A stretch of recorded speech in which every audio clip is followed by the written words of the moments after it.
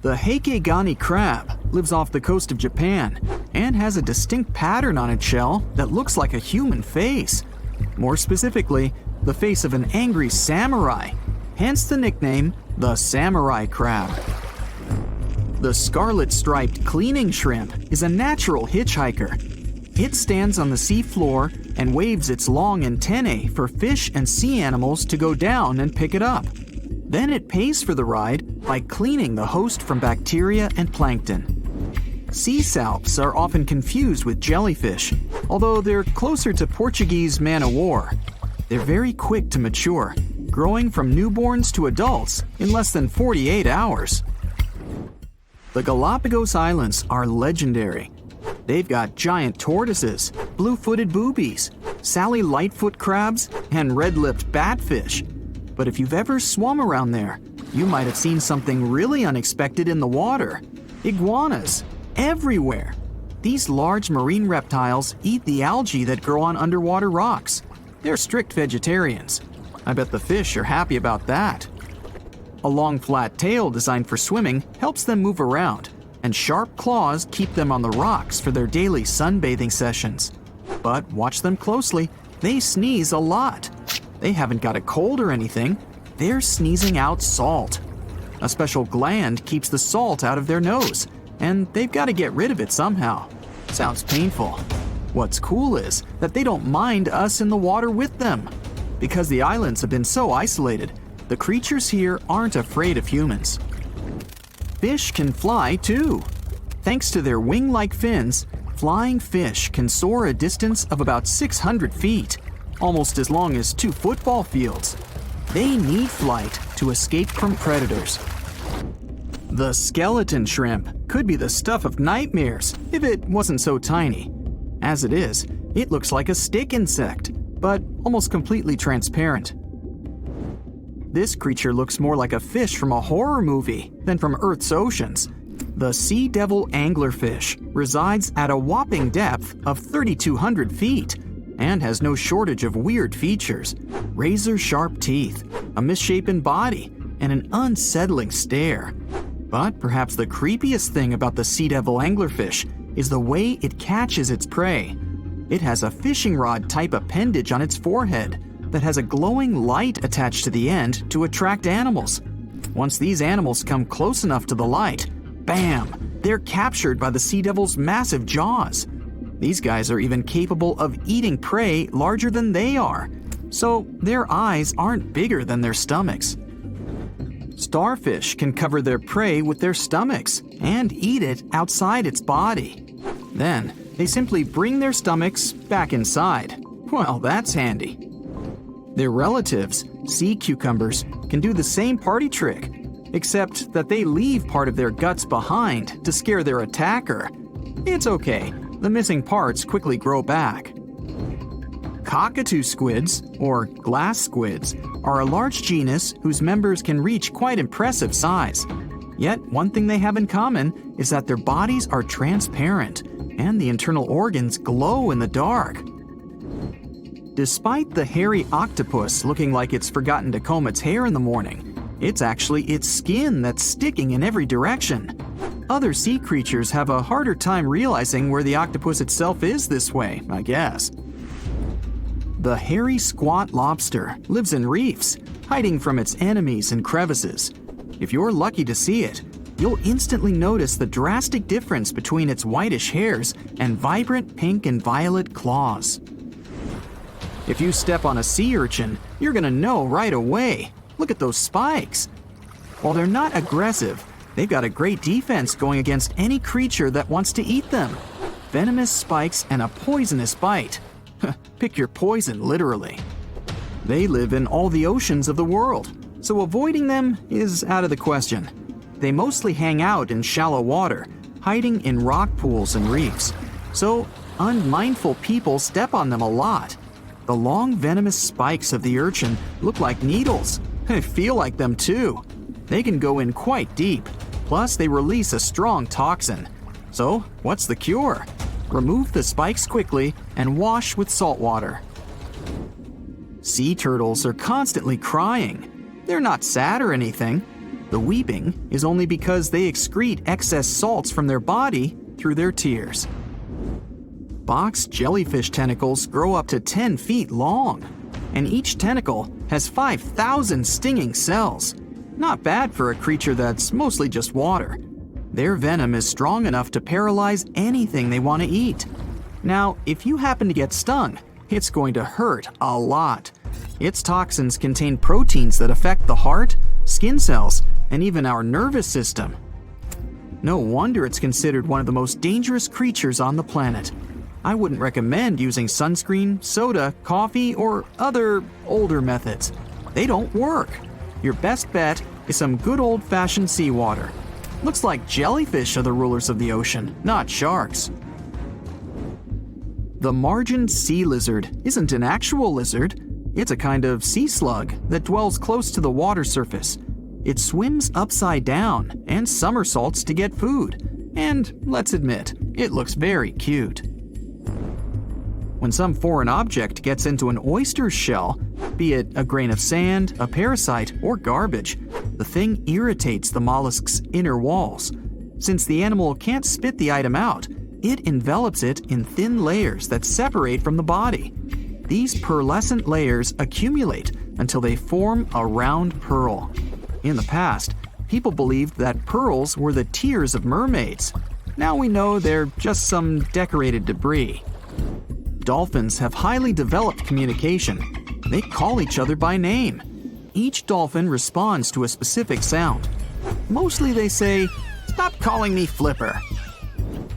The orca is the largest of dolphin species, and they actually have different cultures.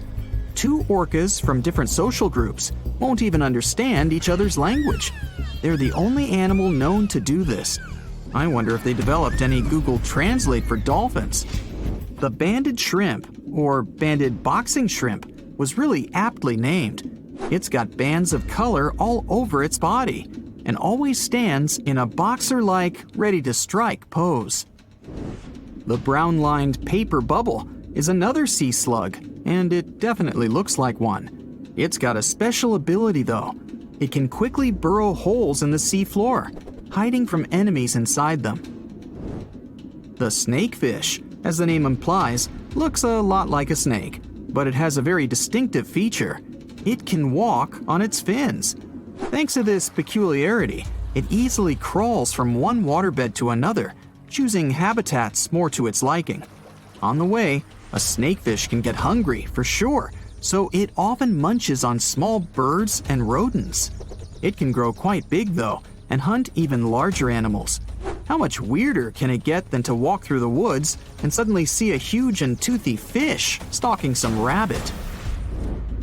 The alligator snapping turtle catches its prey by going fishing. Its tongue looks like a worm, and the turtle waits with its mouth wide open at the bottom of a stream, lake, or pond until some unsuspecting fish takes the bait. Then, snap! The jaws come together faster than the blink of an eye, and dinner is served. The mossy jellyfish is normally invisible in the dark abyss where it dwells, but when exposed to light, it will reflect it and shine beautifully. The black swallower might be small, but make no mistake, it could easily gulp down your favorite puppy. It can open its mouth extremely wide, allowing it to swallow prey twice its size. The African tigerfish will eat whatever it finds, and given its own size and that of its monstrous teeth, you can imagine it finds a lot of food. It mostly feeds on other fish, but when nutrition is scarce, it can jump out of the water and catch both insects and small birds right in the middle of the flight. It's not so big as to eat a human, of course, but the name should warn you that it can easily take a bite out of your arm or leg. Your brain controls your arms and legs, but with an octopus, each arm is actually kind of independent with its own special brain, held together by a bigger central brain, kind of like the conductor of an orchestra. The central brain sends higher-level signals to each arm, saying things like, "Move to the left, there's a crab behind the corner," or "Touch this silly human's foot, let's mess with him a little bit." No matter how smart their arms and legs might be, an octopus still needs to look after them all the time. You're out hiking along a highway surrounded by rainforest. There are no cars here, so all you hear is silence. The sky is thick with clouds. Now it starts raining heavily. As the first drops fall to the ground, you can hear a strange clicking-like sound coming from far away. The rainforest seems to have come to life. The bushes and tree branches are slightly trembling. It feels like an earthquake. At this moment, the red crabs start running out of the forest. It looks like a red blanket moving towards the road. This blanket consists of hundreds of millions of red crabs. This phenomenon occurs every year on Christmas Island in Australia. Crabs fill all the roads. It's impossible to move by car or foot at this time. It's like a huge stream of a river that demolishes everything in its path. About 100 million crabs are trying to achieve their main goal in life – to reach the shore alive. For most of their lives, red crabs hide in burrows, in deep crevices of rocks. They stay there for almost a whole year, eating fruits, berries, fallen leaves, and other organic things. They try to live in damp, dark places to keep their body moist. Then the dry season ends. In October or November, when the rainy season starts, the crabs come out of their houses and make a journey of several days. They are guided not only by the rain, they come out of their burrows at a certain phase of the moon. A little later, you'll find out why they need it. In several days, male and female crabs migrate to the coast of the Indian Ocean, and now they are finally in place. Here they produce their offspring. All males begin to dig deep burrows on the shore. In these holes, the females will hatch their eggs. When the male crabs finish their job and pits are ready, they go back to the rainforests. The females begin to hatch the eggs. It takes 12 to 13 days. Then the crabs take their eggs and bring them to the water. They reach the shore and release their eggs into the water. The phase of the moon now plays an important role. The moon creates an indirect tide, making it milder than usual. This helps to give the offspring a better chance of survival. The eggs of the red crabs have hatched, and small larvae move to the sea. Within a month, they go through several stages of development and take the form of a tiny transparent crab, similar to a shrimp. These tiny creatures are called megalopae. They accumulate in puddles near the shore in this shrimp form. There, they grow the first layer of shell and go deep into the land to look for a safe place. They grow up and wait for the rainy season to run back to the shore and produce offspring. To keep the crabs safe, people close roads in those places where migration occurs. Welcome to the French island of Réunion, located in the Indian Ocean, 430 miles east of Madagascar. The magnificent shore, a stunning coral reef, golden sands, and green jungle. For a long time, this island was considered one of the best places for surfing. But then, it turned into one of the most terrible and dangerous places on Earth, and sea creatures are to blame. Throughout the island, you can see signs saying that swimming and surfing outside the Coral Lagoon are prohibited. This island has become famous all over the world because of the frequent shark attacks. You can dive into the water near the island and immediately feel like prey. From afar, you notice several fins. They belong to some of the most aggressive and dangerous sharks in the world, bull sharks, and they are approaching you. In the beginning, it may seem they are slow, but they deliberately create the illusion of sluggishness to make the prey relax. At the right moment, they become agile and fast. They are called bull sharks because of their short, flat face, similar to a bull. Their bodies are strong and tough. These predators like to push their heads and hit their prey or other sharks with their noses. From the 80s to the present day, more than 50 shark attacks on humans have been recorded. During this time, the probability of a shark attack on a person has increased almost 23 times. Scientists still don't know the exact reason for these incidents. It's possible the number of sharks has increased, leading to a lack of food. Therefore, sharks eat anything and see people as lunch. Another theory says the water temperature has changed, and sharks feel comfortable swimming in this region. But the most interesting hypothesis is related to the volcano. Réunion is a volcanic island. Because of the ground fluctuations, large parts of the rockfall from the slope of the volcano end up in the ocean. This makes the water cloudy, and such conditions are ideal for marine predators. No, I'm not swimming there. The next island we're going to visit also looks peaceful, but is way more dangerous than Shark Island. We're moving to Brazil. The small green island is located 25 miles off the coast of this country. There are no people here. It seems completely uninhabited at first glance. However, you can see traces of modern humans, the old lighthouse. It's been abandoned for a long time. Sometimes the Coast Guard comes to the lighthouse to check if everything is okay and if there are no strangers on the island. People are forbidden to set foot in here for their own good. The only inhabitants of the island are snakes. This piece of land is home to about 4,000 species of these reptiles. They hang on trees and crawl on the ground. Snakes have no enemies in their home, and they feed only on birds that visit the island for recreation during a long flight. But the worst thing is, these snakes are some of the most venomous in the world. Oh boy! The golden lancehead vipers are a unique species that live only in this place. Snake Island was once part of the mainland of Brazil, but 10,000 years ago, the sea level rose, separated this place, and turned it into an island. The animals that live here were completely isolated. For thousands of years, all living creatures were displaced by poisonous reptiles. Their poison wasn't developed immediately in the body. Evolution has given them this to hunt birds. They can catch prey with one bite. There is a legend that a pirate arrived on the island a long time ago to hide a treasure. He put the chest in the depths of the island and settled snakes here so they would scare away anyone who wanted to find the treasure. Hey, works for me. We're moving to Southeast Asia. Ramri Island is located near the coast of Myanmar. This place was especially dangerous in the first half of the 20th century. The island is covered with dense forests and swamps. This wet place is ideal for a saltwater crocodile. This animal can reach 23 feet in length, nearly twice as long as a passenger car. Hey, you want to take a ride on this croc? Be my guest. And they can weigh nearly 2,000 pounds. These monsters are hiding among swamps and trees. You may not even notice them. At some point, they will come out and attack you. The exact number of crocodiles that lived on this island was unknown, but it was definitely a big number. Any living creature that enters their territory is regarded as food. Currently, the crocodile population on this island has decreased. It's not known whether there are any reptiles here at all anymore. Let's finish our journey on an island where animals are happy to see you. The unofficial name of this place is Pig Beach. It's located in the Bahamas. The island is inhabited by cute pigs. They sunbathe on the beach, walk through the jungle, and ask for food from tourists. But the coolest thing is that they can all swim perfectly. You can stay in a hotel on a nearby island, rent a boat, and come to visit the pigs. It's not known exactly where the pigs came from. According to one of the legends, they survived a shipwreck and swam to the island.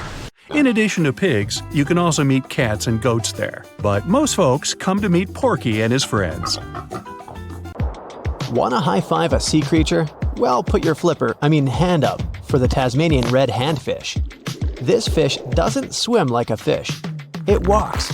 It uses its flipper-like hands to stroll around on the ocean floor. These bottom walkers are disturbed by swimmers and boats a lot. Some people even want to take them home as pets. I think it's better to just give them a wave and swim on by. The vampire squid. Its species name is Vampiroteuthis infernales, which translates to vampire squid from hell. Oh yes, this vampire squid means to terrify everyone with its name, its dark red color, its spikes at the bottom, and the scary fact that it can basically turn itself inside out.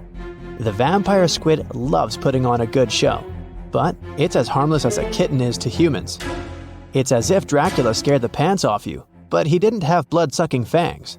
The vampire squid feeds on food particles from plants and animal matter floating near the ocean's surface. Since they're not predators, they need good defensive strategies, and their vampiric look is designed to ward off large creatures who want to eat them.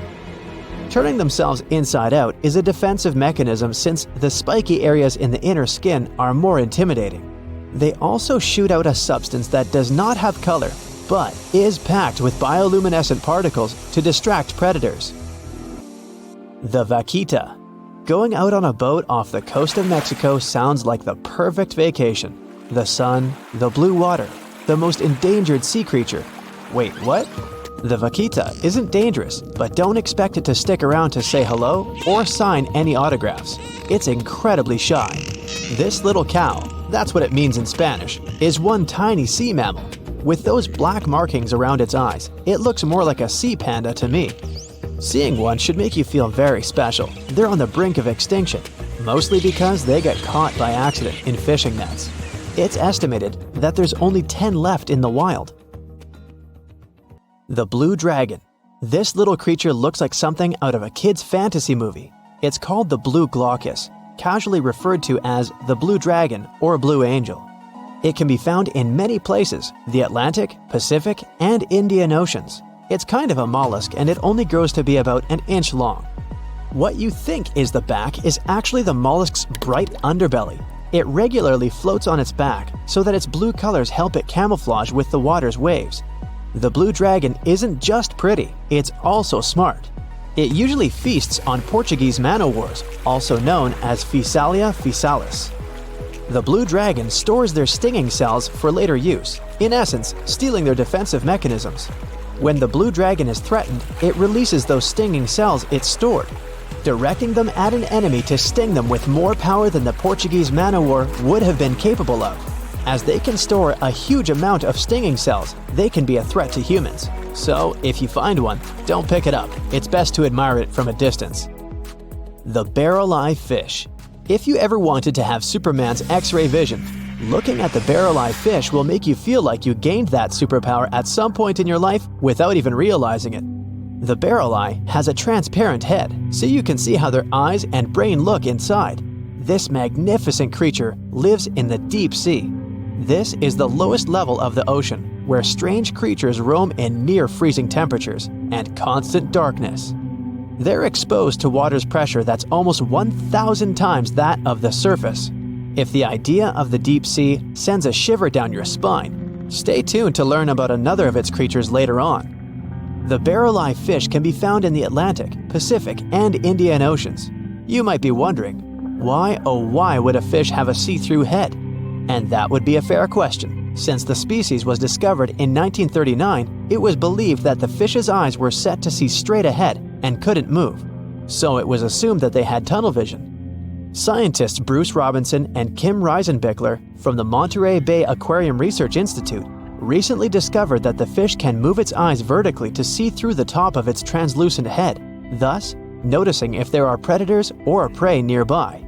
The transparent head also allows more light to enter so they can detect prey better. It's believed that the barrel-eye fish eats jellyfish and small fish species. If you dive in the ocean at night, you might be lucky enough to see how orange ball corallimorph blooms in the dark. But make sure to be quick because as soon as you turn on your flashlight to take a good look, it will retract its tubes back into itself. The megalodon. The whale shark isn't the biggest shark known to humans. If the entire shark species were a kingdom, the prehistoric megalodon would be the ruler of the sea. Megalodon roamed the ocean a long time ago. About 15.9 to 2.6 million years back between the early Miocene and late Pliocene eras. While they've long been extinct, people are still amazed to learn about these gigantic sea beasts. Megalodon could reach anywhere between 45 feet to 60 feet in length with jaws more than 6 feet wide. A fossil of a tooth that once belonged to a megalodon measured at 7 inches. Needless to say, I'm pretty stoked that these guys have long been extinct. But there's still some adventurers out there hoping to meet this monster one day. The Dumbo octopus. This adorable creature, or creepy creature, or however you want to see it, is officially called Grimpoteuthis. More casually, it's referred to as the Dumbo octopus, named after the Disney character. Though Dumbo, the elephant, not the octopus, was teased for his big ears, it's highly unlikely that this adorable octopus gets teased by its water neighbors. They are the deepest living octopuses, living in the deep sea, and you know how scary that place is. They're only about 8 inches tall and spend their days hovering just above the seafloor eating snails, worms, and other food they find in the current or near ocean vents.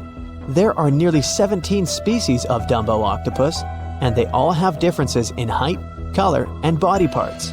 If you can't get enough strange animals, you'll be glad to learn that the deep sea has barely been explored by humans. So keep an eye out. There are bound to be more fascinating animals discovered in the deep in the future. The sea angel. These creatures might look and sound pretty cute, but their diet is far from sunshine and lollipops. Their favorite food are sea butterflies. They lay mucus traps for them and wait in ambush. The squat anemone shrimp.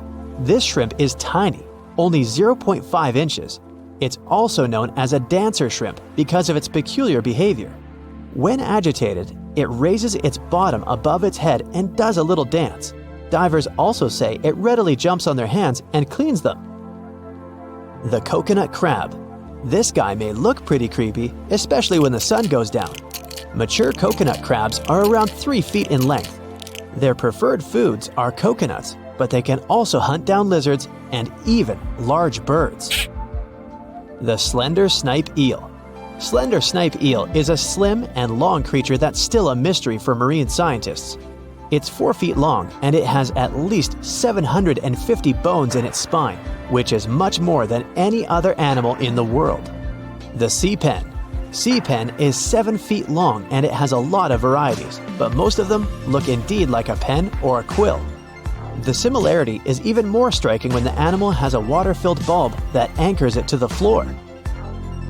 The Persian carpet flatworm. This creature looks indeed like a carpet, despite being very small by comparison. It's only 4 inches long, able to become both male and female. It doesn't really mate with other flatworms. Rather, it fights them for the right to bear posterity. The flamingo-tongued sea snails. Tourists love these extraordinary snails for their pretty colors, thinking it's a shell, but in fact, the shell is quite dull and hidden underneath colorful soft tissues. They eat softer, toxic parts of corals and store their toxins to protect themselves. Hold on to your hat, my friend. These internet users came across some hauntingly spooky stuff IRL, but I'm guessing you'll want to stay away even from these pics. Picture this. You're boarded and ready for takeoff in a huge Boeing jet. It's your first time on an airplane. You were scared, but people kept telling you it was safe. You've convinced yourself it would be all right when the pilot comes on the speaker with some disturbing news.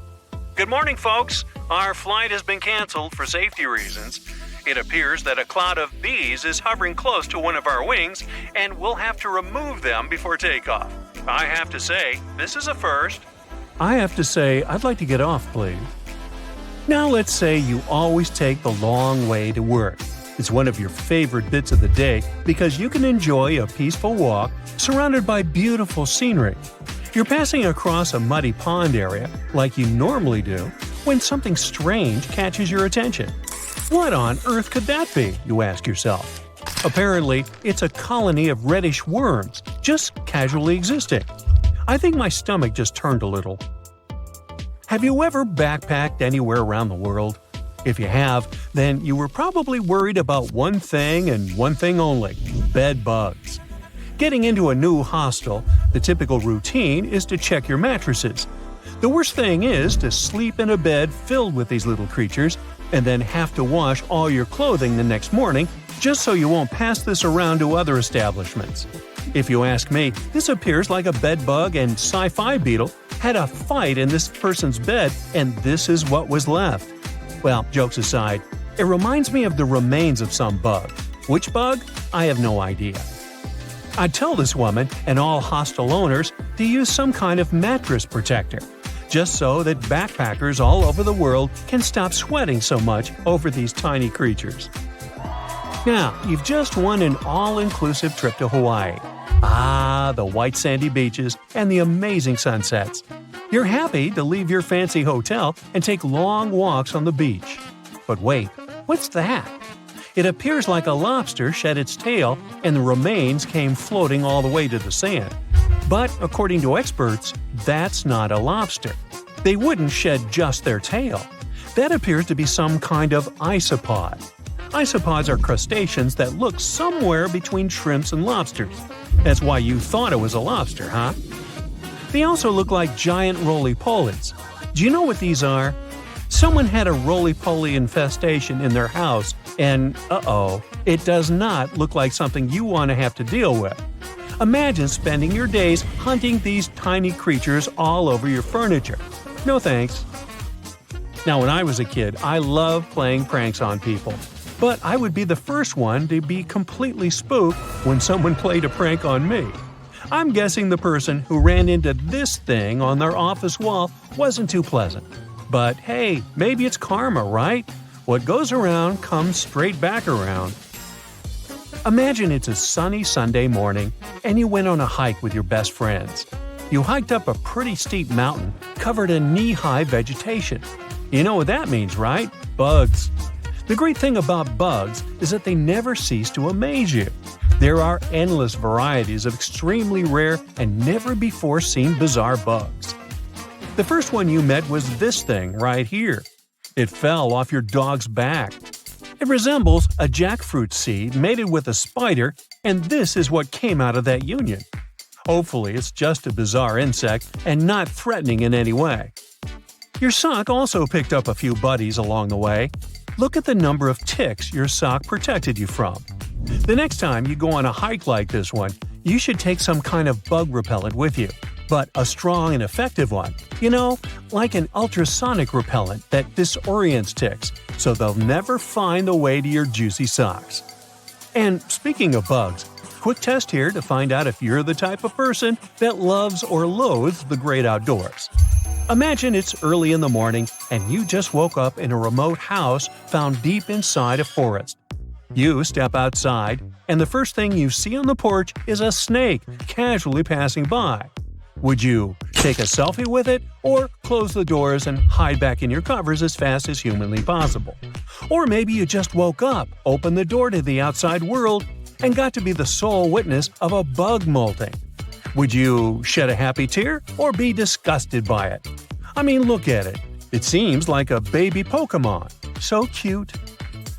Ah, it's summertime. My favorite time of the year. You can enjoy the pool until late in the evening and meet your friends and family for a Sunday outdoor picnic. But there's one thing that really annoys me: bees. Eating outdoors usually means having to share some of your juice or yummy food with a bunch of bees. If only some genius person invented something that kept bees away from our food, like some ultrasonic frequency we could blast on our speakers, or some kind of decoy nest that was more interesting to the bees than my picnic food. Oh, or maybe this. I guess this will do. Simple but effective. I'll try it out and tell you if it worked out for me. The best thing after a hard day's work is coming home. Except when you're welcomed by this thing. I mean, how did this spider even get here if you live in a city apartment miles away from any real greenery? That's a mystery I'll never solve. You take your 5-year-old to play in the local park. She's in a digging phase, so as soon as she gets there, she starts digging up the whole place like a Jack Russell Terrier. You watch her have buckets of fun when suddenly you spot a shiny blue thing crawling out of the hole. What on earth? You think to yourself. You grab it with a stick and it reveals itself. A centipede. You know, the things that burn you with their venomous legs. Best to put it back in the hole and move to another park. If you could choose any movie or TV series to live inside of, which one would you choose? Most likely some cozy rom-com, right? I'm guessing no one, or almost no one here, would choose to live life as a Last of Us character, right? But it seems to me like this person had a Joel moment, if you ask me. This thing crawling out of the forest floor is a fungus that imitates a human hand. I mean, does life imitate art, or is it really just one giant messy blob? Remember when we talked about backpackers? Well, this person had a similar problem as they do. Apparently, they took a bunch of clothes to wash and dry, and this is what the dryer filter looked like afterward. There are maybe 100 little buddies in there. Ooh. Out of curiosity, do you know why they're called bed bugs if they hide on the floor and not in your bed? They crawl up to someone's bed at nighttime because they can sense carbon dioxide emissions, also known as they can sense your breath. If this isn't a horror movie plot, I'm not sure what is.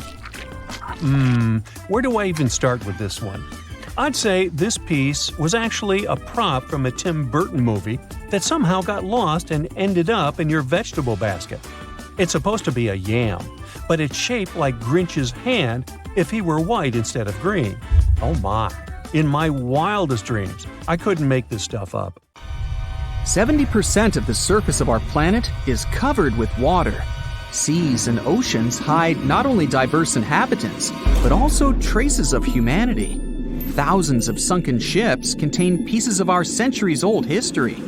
Let's look into these depths of the sea and find out what secrets they hide.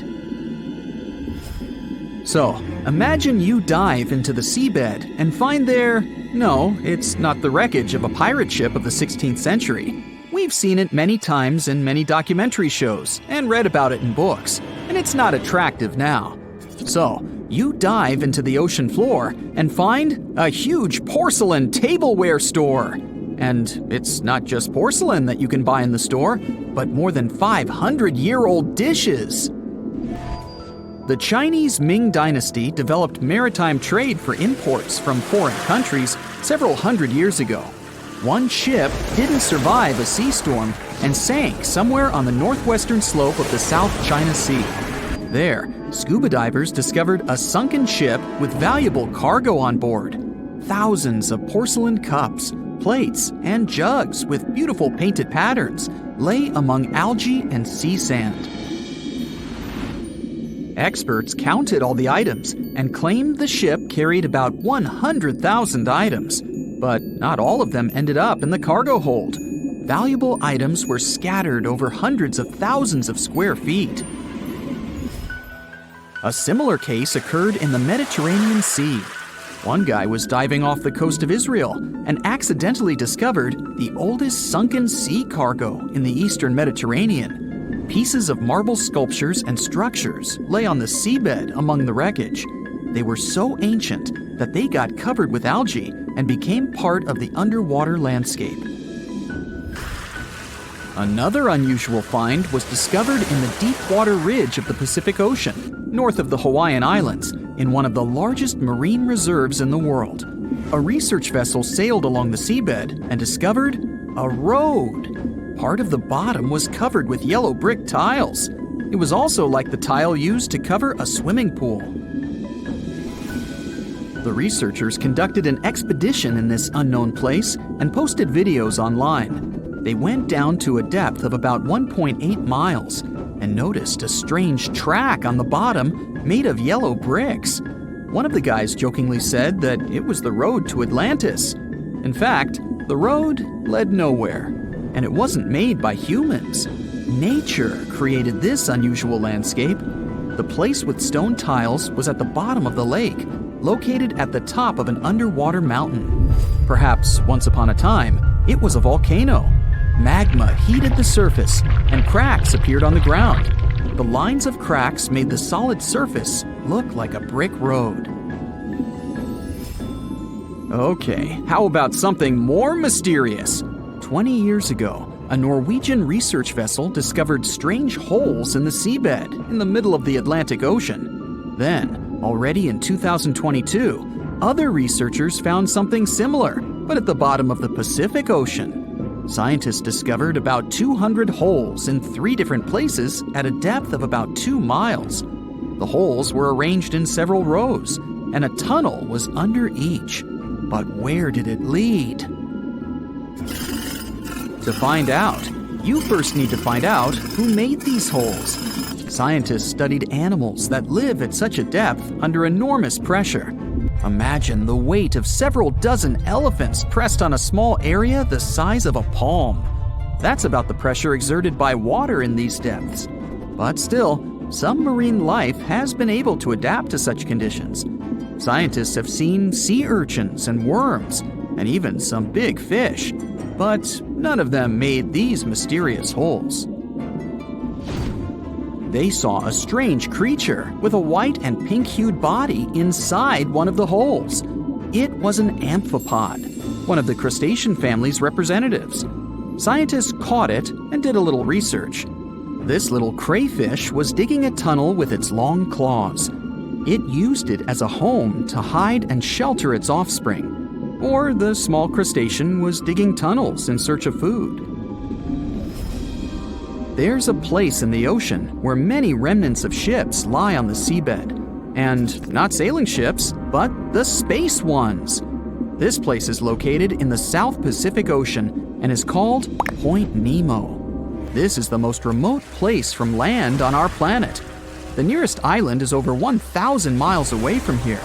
There's only a boundless ocean and complete loneliness. You won't even meet fish and other marine life here. The place receives little nutrients from the world's oceans because undercurrent and wind almost don't reach this area. There are different microorganisms in Point Nemo, but it's not why we're here. The reason is fireballs that fall from the sky into the water sometimes. And they're not meteorites, but some pieces of space rockets, ships, or satellites that failed. Point Nemo is an ocean desert, so space debris can't harm anyone here. Even if some heavy object provokes a giant wave, it won't reach the nearest land as it will lose all power in the water. Some archaeologists believe the oldest city in the world is about 9,500 years old. But you won't find it on land because it lies on the seabed in the Gulf of Cambay off the coast of India. Scientists have found many ancient artifacts, such as sculptures, furniture, and other interior items. They analyzed a piece of wood found there and determined it was over 9,000 years old.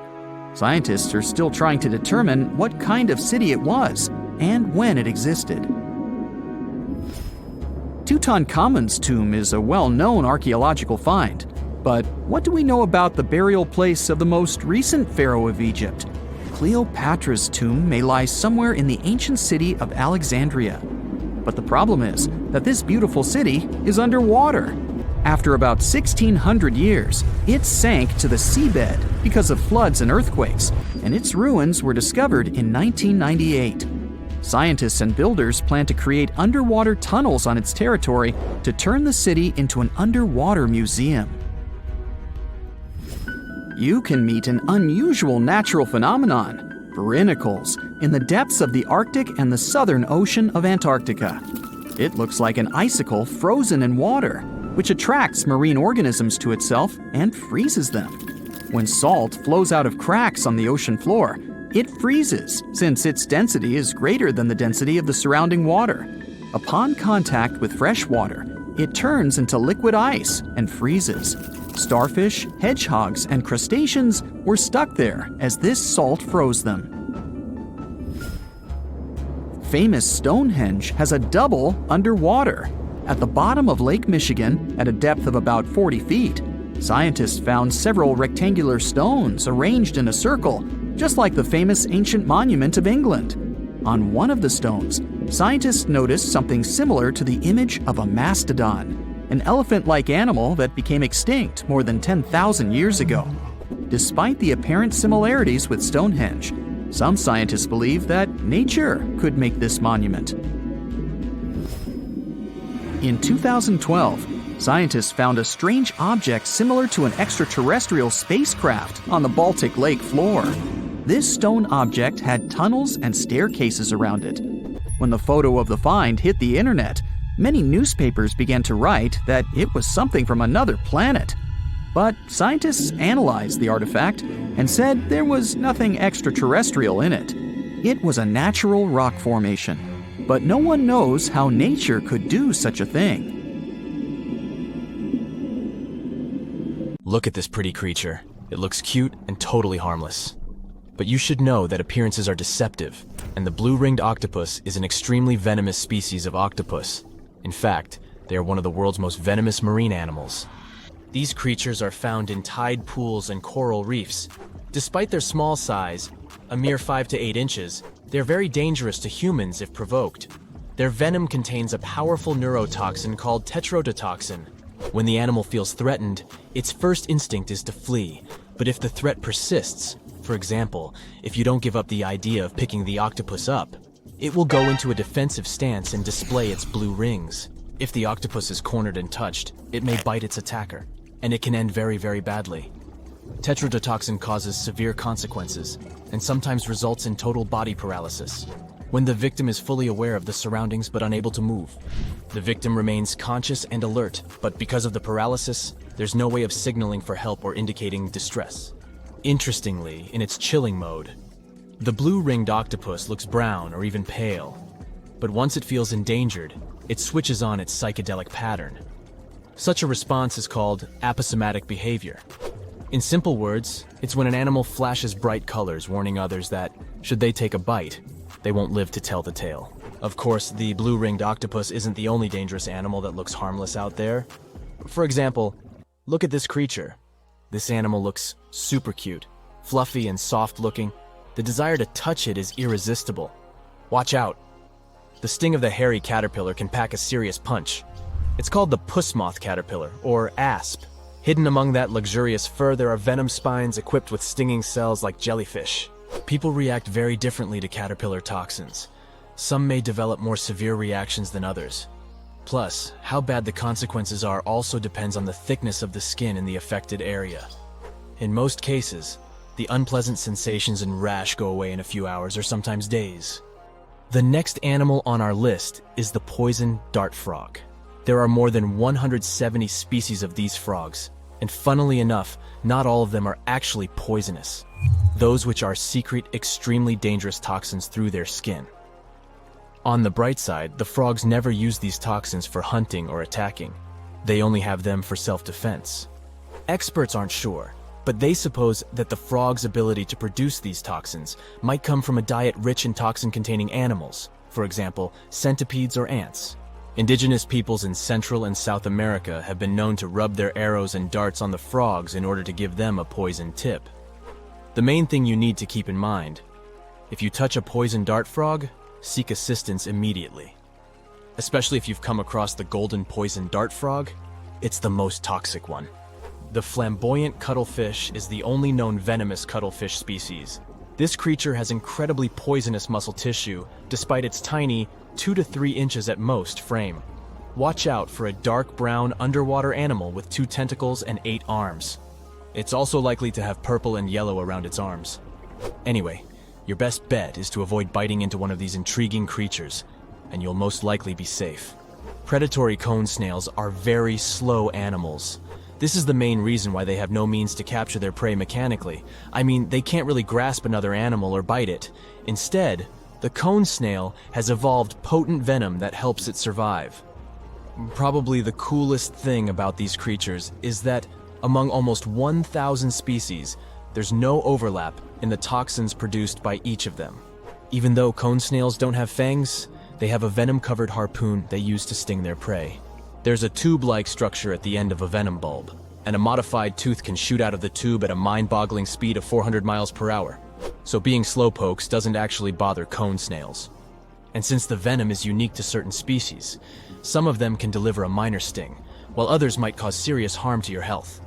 For example, this reef-dwelling little fella unleashes a harpoon-like tooth to sting its prey, and there is no known cure for its venom. When you think of pufferfish, you probably imagine a bloated-looking creature with impressive 360-degree quills. But beneath those funny spikes, there is a vicious creature.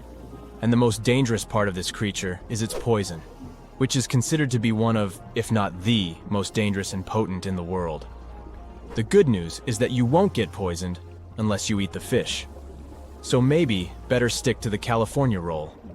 Now look at this insect and try to never approach it. It's the Japanese giant hornet. This monstrously sized creature, which can grow to be almost 2 inches long, is known to be highly aggressive.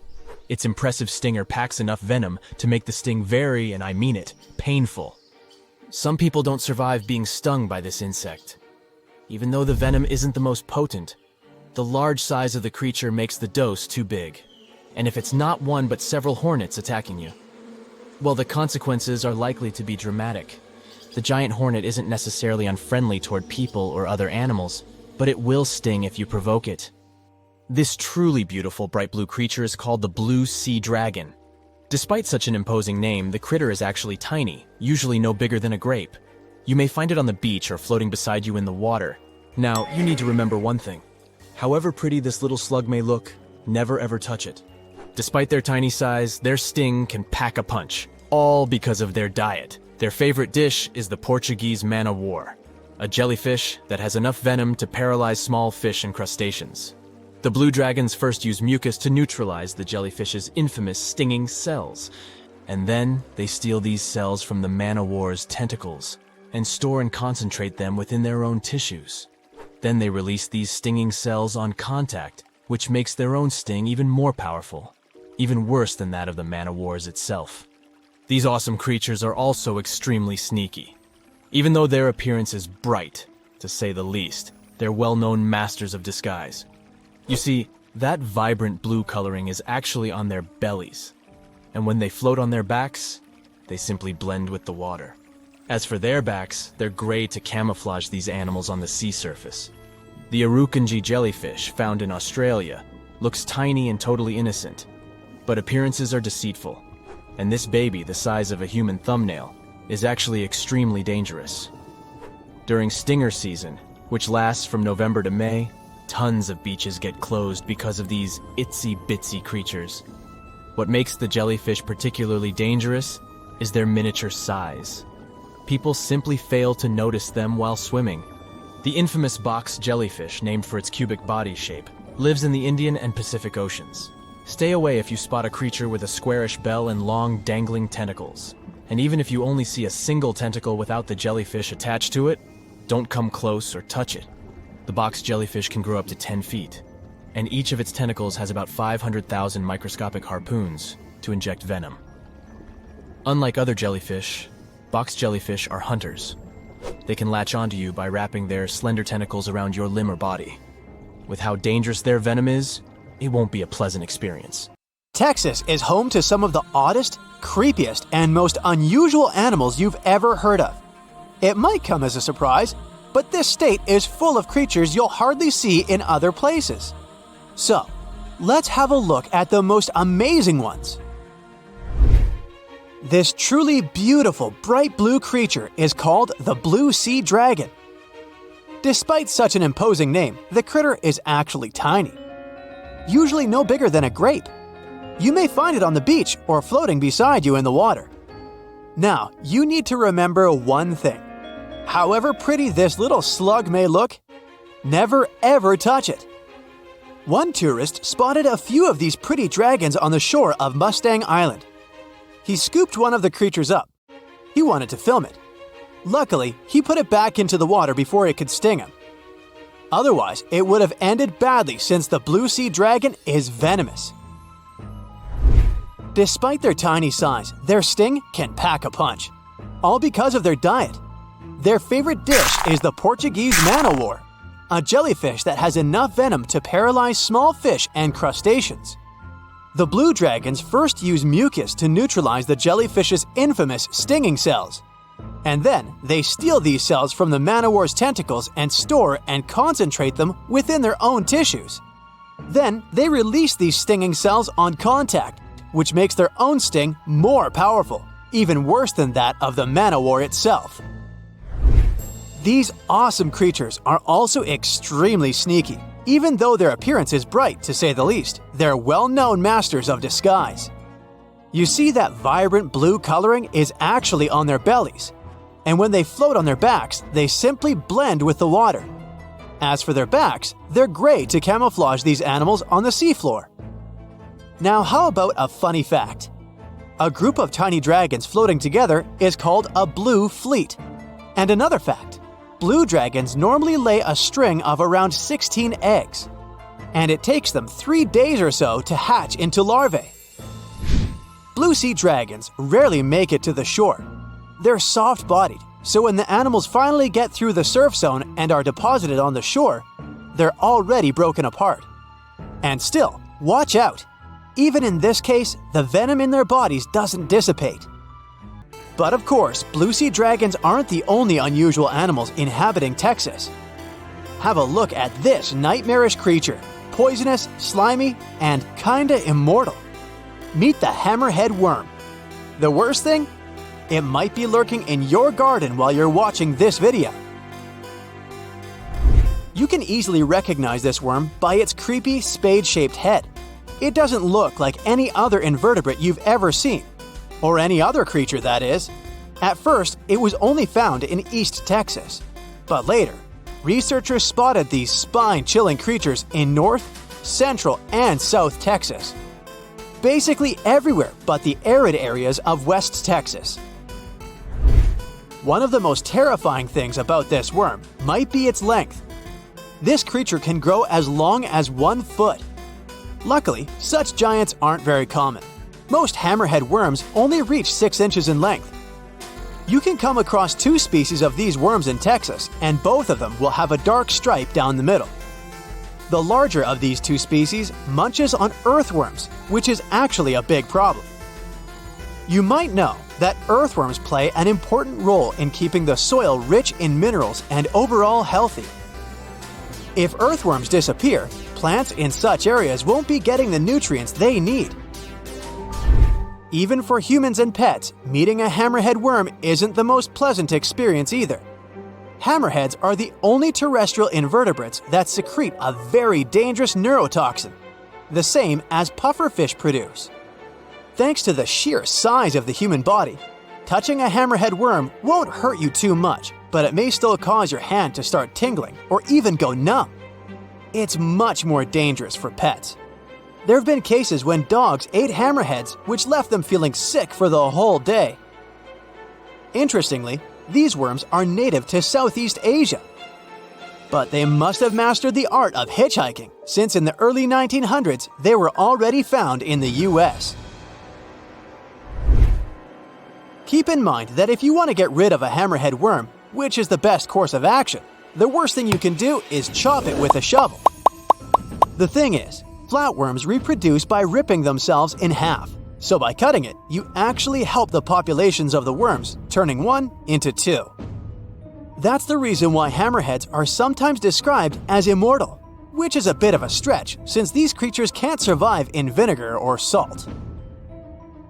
Now, even though you're safe from the hammerhead worm in West Texas, it doesn't mean you can't come across another dangerous animal, such as the land lobster from hell.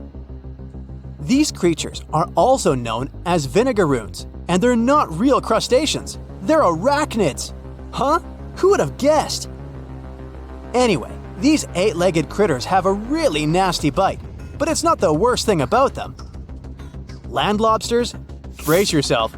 Spray vinegar-like 85% acid from their tails. Mostly they do it to protect themselves, but it still sounds like an unfriendly thing to do, right? A land lobster can also pinch a finger that's gotten too close with its heavy mouth parts. At the base of their abdomens, vinegaroons have long whip-like tails.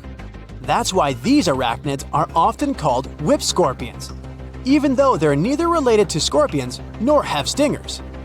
Summer rains lure these arachnids out of their burrows in search of food and love.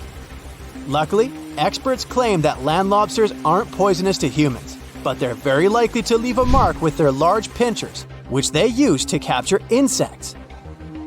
Vinegaroons can be considered useful since they eat millipedes, crickets, scorpions, and cockroaches. They hunt by sensing the vibrations of their prey with those long front legs of theirs.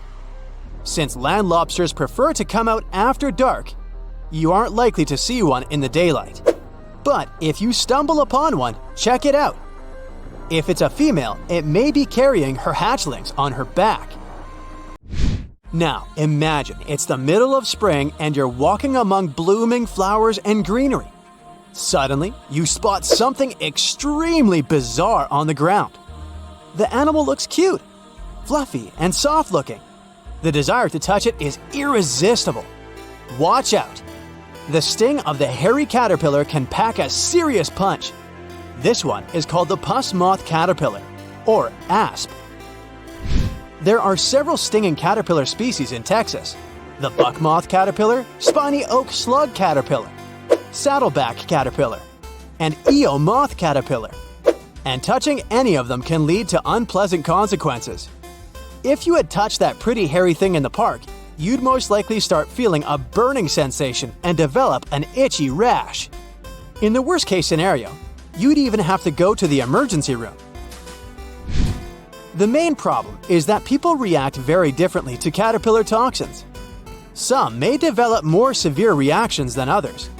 Plus, how bad the consequences are also depends on the thickness of the skin in the affected area. In most cases, the unpleasant sensation and rash go away in a few hours or sometimes days. On the bright side, such caterpillars later turn into moths and butterflies that help pollinate flowers and trees. Getting rid of these critters means doing a massive disservice to the area where you live.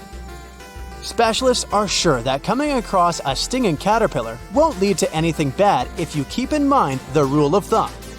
If a caterpillar looks fuzzy, don't touch it. And the best solution to dealing with such creatures is educating people on what such caterpillars are, what they look like, and why it's dangerous to touch them with unprotected hands. Now prepare yourself for some weird stuff. We're going to dive into the fascinating world of sea cucumbers, the squishy detritivores that are nature's very own recyclers. These exotic marine creatures might not be everyone's first choice for a pet, but trust me, they've got some unique talents that are worth talking about. Sea cucumbers are colorful little creatures with a digestive tract that's basically just a hole at either end. Their bodies are fat and squishy, covered in leathery skin. And guess what? They breathe through their butts. These amazing creatures have found a way to make the most out of every part of their body, few as they are. Now, you might be wondering what sea cucumbers do with their unique set of skills. Well, they play a crucial role in cleaning our planet's waters. They munch on all the debris found on the seabed and break it down internally, removing all the bad stuff in the process. It's like having little vacuums cleaning up the ocean floor. Believe it or not, sea cucumbers are in high demand in the kitchen too. They're harvested and traded in many countries. The Asian market, in particular, absolutely loves them. You can find them being sold cooked and dried under all sorts of fancy names. Or, if you prefer a more direct approach, you can just call them sea slugs. Now, here's the fun part. A dried sea cucumber can cost you up to a whopping $1,400 per pound. These squishy delicacies are truly worth their weight. But let's take a step back in time. The tradition of eating sea cucumbers goes way back, more than 1,000 years in Asia to be precise. And as demand for these curious creatures grew, so did the need to find them elsewhere. This led to overexploitation of local fisheries, causing sea cucumber stocks to diminish in many countries. Uh-oh, not good for our little sea cucumber friends. One of the most interesting examples of sea cucumbers is the pink see-through Fantasia. Not only does it look amazing, but it also has this great defense system, where it uses bioluminescence to scare off predators. Thankfully, some brilliant researchers around the world have decided to act. They're on a mission to breed sea cucumbers and replenish the depleted fisheries. They're also exploring how these creatures can be a reasonable food resource and help reduce the damage done by fish farming. In Scotland, for instance, where a team of enthusiastic students started a company for this particular purpose. Their goal? To figure out how sea cucumbers can absorb as much of the bad stuff they can in the water. They might just be the aquatic superheroes we've been waiting for. Meanwhile, in Sweden, marine biologists are working hard to restore the population of red signal sea cucumbers. These poor creatures have been fished out of local waters, but specialists are determined to give them a fighting chance. They're also exploring how sea cucumbers can fit into seafood cultivation. Their lab is like a sea cucumber daycare, carefully nurturing the next generation of these wiggly wonders. And let's not forget about Canada. Research scientists are focusing on the giant red sea cucumber. These magnificent creatures can grow up to 20 inches long and are perfect for co-cultivation with other species. They're even developing special containment systems that will make it easier to keep sea cucumbers where they're needed the most. Okay, speaking of amazing sea creatures, what about a fish that can fly? Heard that right, we're about to stumble upon a land where fins meet flying, and the ocean becomes a runway for these airborne acrobats. Prepare to be fantastically entertained. Nah, I didn't write that one. So picture this, you're lounging by the warm ocean waters, minding your own business, when suddenly you see a fish soaring through the air like a torpedo. That's right, they are real and they got some serious style. With their sleek bodies and pectoral fins that resemble wings, they're the high flyers of the sea. Now, you might be wondering, why would a fish take to the skies? Well, it turns out these magnificent creatures have developed this nifty gliding ability as a sneaky trick to escape from their underwater foes. And boy, do they have plenty of enemies. Those guys are all on the lookout for a tasty flying fish snack. When it comes to their diet, these avian fishes are quite the foodies. They chow down on a variety of treats, including the ever-popular plankton. Who knew tiny floating organisms could be so delicious? Now let's take a closer look at the flying fish family album. We've got a whopping 40 known species strutting their stuff in the sky. And here's a fun fact. All of them have tails that are forked in an uneven manner, with the lower lobe being longer than the upper one. It's like the fishy version of a funky hairstyle. And there's more. Some of these weird flyers even have supersized pelvic fins, giving them the appearance of having 4 wings. Can you imagine the envy in the fish community when they see these trendsetters gliding by? Okay, now let's get to the nitty-gritty of their airborne adventures. The flying fish takeoff is a sight to behold. First, they gather some serious speed underwater, reaching a zippy 37 miles per hour. That's faster than some highway speed limits. Then, like a rocket ready for blastoff, they angle themselves upward and break the ocean surface, ready to take flight. But they don't stop there. These thrill seekers can reach heights of over 4 feet in the air. Can you imagine the view from up there? They glide through the sky, covering long distances. That's like the fishy equivalent of a marathon. And here's the best part. When they approach the water again, they can flap their tails and continue their flight without fully returning to the depths. These fishy flyers are also all about the nightlife. Just like partygoers flock to a glittering disco ball, flying fish are attracted to light. Crafty fishermen take advantage of this by setting up canoes with just the right amount of water to keep the fish comfy but prevent them from escaping. Then they add a luring light to the scene, and before you know it, flying fish are caught left and right, supplying a bountiful catch for those lucky fishermen. Don't worry though, these flying fish aren't on the endangered species list. Not yet, at least. The next time you find yourself by the ocean, keep an eye out for these marvelous creatures. You never know when you'll see a flying fish extravaganza. Our next adventure takes us into the quirky world of underwater romance. Picture this. A scene that looks like someone doing the tango with their lunch. Wait, what? No, it's not a throwing up contest, I promise. We're diving headfirst into the jaw-dropping, pun intended, mating ritual of the jawfish.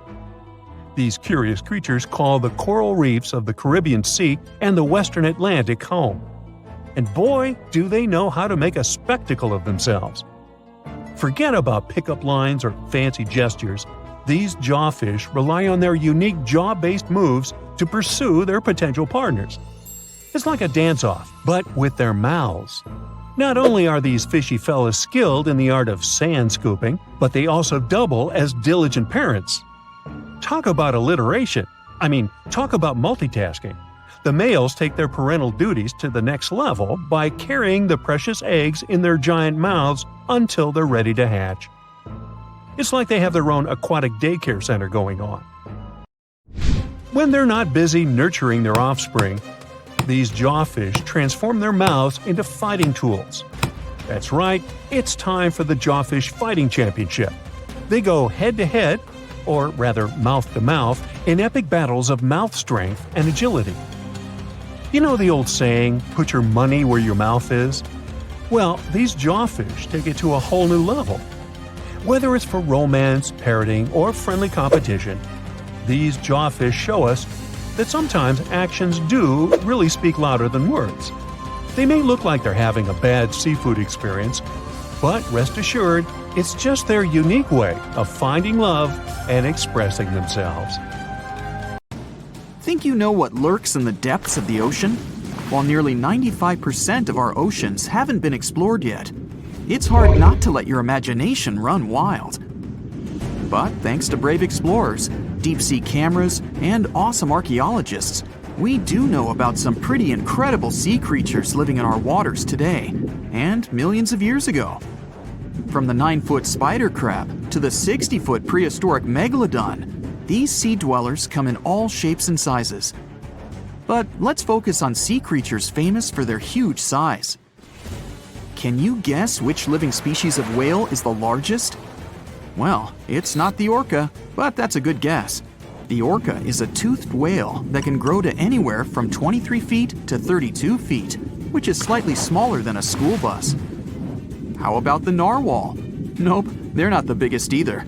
These unicorns of the sea live mainly in Arctic waters and only grow 13 feet to 20 feet in length, and that's including their 9-foot tusk.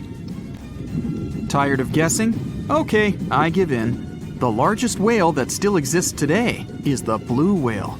At a jaw-dropping 82 feet to 105 feet, the blue whale is not only the biggest whale we know of, but is currently the largest animal to have ever lived on Earth.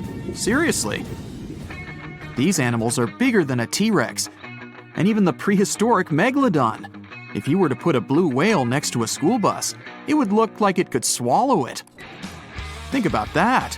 According to National Geographic, a blue whale's tongue can weigh the same as an elephant. And their hearts can weigh as much as a car. That doesn't even sound possible. It's no wonder these giants need to eat about 4 tons of krill every day. While there aren't too many animals living today that can compete with the blue whale's epic proportions, there is an entirely different species that is a good contender, and it's not quite what you would expect. It's a jellyfish. No, I'm not talking about the little jellyfish that wash up on the shore and ruin a perfectly good day at the beach. I'm referring to the lion's mane jellyfish, the biggest jellyfish around. This invertebrate can grow up to 120 feet long. They also come in different gorgeous colors like red, purple, or even shades of orange. As if their length wasn't impressive, the lion's mane jellyfish boast a whopping 8 sets of 70 to 150 tentacles. That means they can have up to 1,200 in total. And here's the giant oceanic manta ray, the largest type of ray in the world. Their wingspan can be longer than a bus. These guys can reach 30 feet in length. They also have the biggest brain compared to body size among all fish. Unlike their stingray cousins, mantas don't have venomous tails. And while the lion's mane jellyfish and the blue whale are yet to be beaten for the longest sea creature, there is one marine creature that can grow even larger in length. The Portuguese Physalia physalis, tentacles and all, can reach a length of 165 feet long, and that's according to mentalfloss.com. While this thing may look a lot like a jellyfish, it's actually known as a siphonophore, and there are hundreds and sometimes thousands of them that are genetically identical. Their long tentacles help the organism catch prey, and its sting is fatal to most animals, even humans in some cases. What's even creepier is that if one of the tentacles comes off the organism for whatever reason, it can float around the water for days before decomposing. Even if it's detached, this tentacle can still sting you. But don't go running out of the ocean just yet. Your chances of being hurt by a Portuguese Physalia physalis sting are pretty slim. However, if you do get stung, the side effects aren't pretty, with welts, stomach cramps, an elevated heart rate, and an upset stomach. While you don't want to go anywhere near these long creatures, they sure are pretty to look at. Check out all those colors. The Shastasaurus is the biggest marine reptile that has ever existed. These predators lived during the late Triassic period, about 210 million years ago. These amazing giants could reach lengths of up to 69 feet and weighed more than 75 tons. This made the Shastasaurus as heavy as a blue whale. And if you could stand this creature up vertically, it'd be as tall as a 7-story building. Despite appearances, the Shastasaurus was actually pretty slim for its size. Its ribcage was only 6 feet across. You'd think that this big guy was chowing down on other dinosaurs, but that's not the case at all. This reptile survived on a diet that consisted of small fish and cephalopods, like octopuses and squids. The Albertonectes is a bright representative of the plesiosaur family, meaning that this marine reptile had a small head on an incredibly long neck and large flipper-like limbs that helped it move through the water. These creatures occupied the seas around North America 76 to 70 million years ago. The length of this sea monster could reach 38 feet, with its neck taking up 23 feet of that length. Its neck was a true record breaker. It had a whopping 76 bones in it. No other animal known to humankind has had so many vertebrae in its neck. Scientists aren't sure why they needed such a lengthy neck. They might have used it to collect shellfish off the seabed, or perhaps it helped them capture their main prey, fish and squids. This aquatic reptile also had gastroliths in its stomachs. Some of them were as big as 5.5 inches in diameter. The Tylosaurus belonged to the mosasaur family. It dominated the shallow seas of North America about 85 to 80 million years ago. This was an enormous predator, with the biggest representatives reaching 45 feet in length. It had a narrow hydrodynamic body with a blunt, powerful head that the animal used to ram and stun its prey. Its body was equipped with agile flippers and a long tail decorated with a maneuverable fin. The Tylosaurus was a carnivore, and its diet included not only fish, turtles, and small sharks, but also other mosasaurs, plesiosaurs, and flightless birds. Meet Ophthalmosaurus. This prehistoric reptile thrived during the late Jurassic period and lived in oceans all over the world.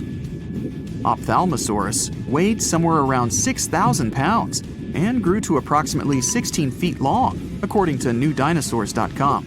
That's about the same length as the beluga whale that exists today. It's too bad these guys went extinct before we had a chance to see them ourselves, as their cartoonish wide eyes and dolphin-like features are pretty darn cute.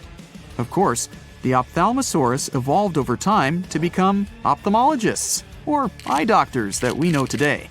No, that's just a lie. Just testing you. The Mosasaurus is a truly gigantic predator that dominated the seas all over the world about 66 million years ago. According to fossil evidence, some specimens could be more than 50 feet in length. This fact makes the Mosasaurus the biggest marine carnivore of its time. One of the most terrifying things about this creature was its crocodile-like head, decorated with literally hundreds of razor-sharp teeth, neatly organized in 2 rows on both jaws. The thing is that it was pretty challenging for the Mosasaurus to grab its prey in the water. That's why it had all these teeth, plus something special: pterygoid teeth anchored to the bones on the roof of its mouth. This made hunting and holding onto its prey much easier. The Styxosaurus belonged to the plesiosaur family and lived during the late Cretaceous period, around 85 to 70 million years ago. Upon first glance at this dinosaur, you might mistake it for a sea snake, and it'd be an honest mistake. There are plenty of fish in the sea. Some of them look totally like Nemo or Dory. Then there's the butterfly fish and fancy guppy, which is indeed really fancy. And then there's... What on earth is that? I would definitely not pay for a diving experience to see this guy.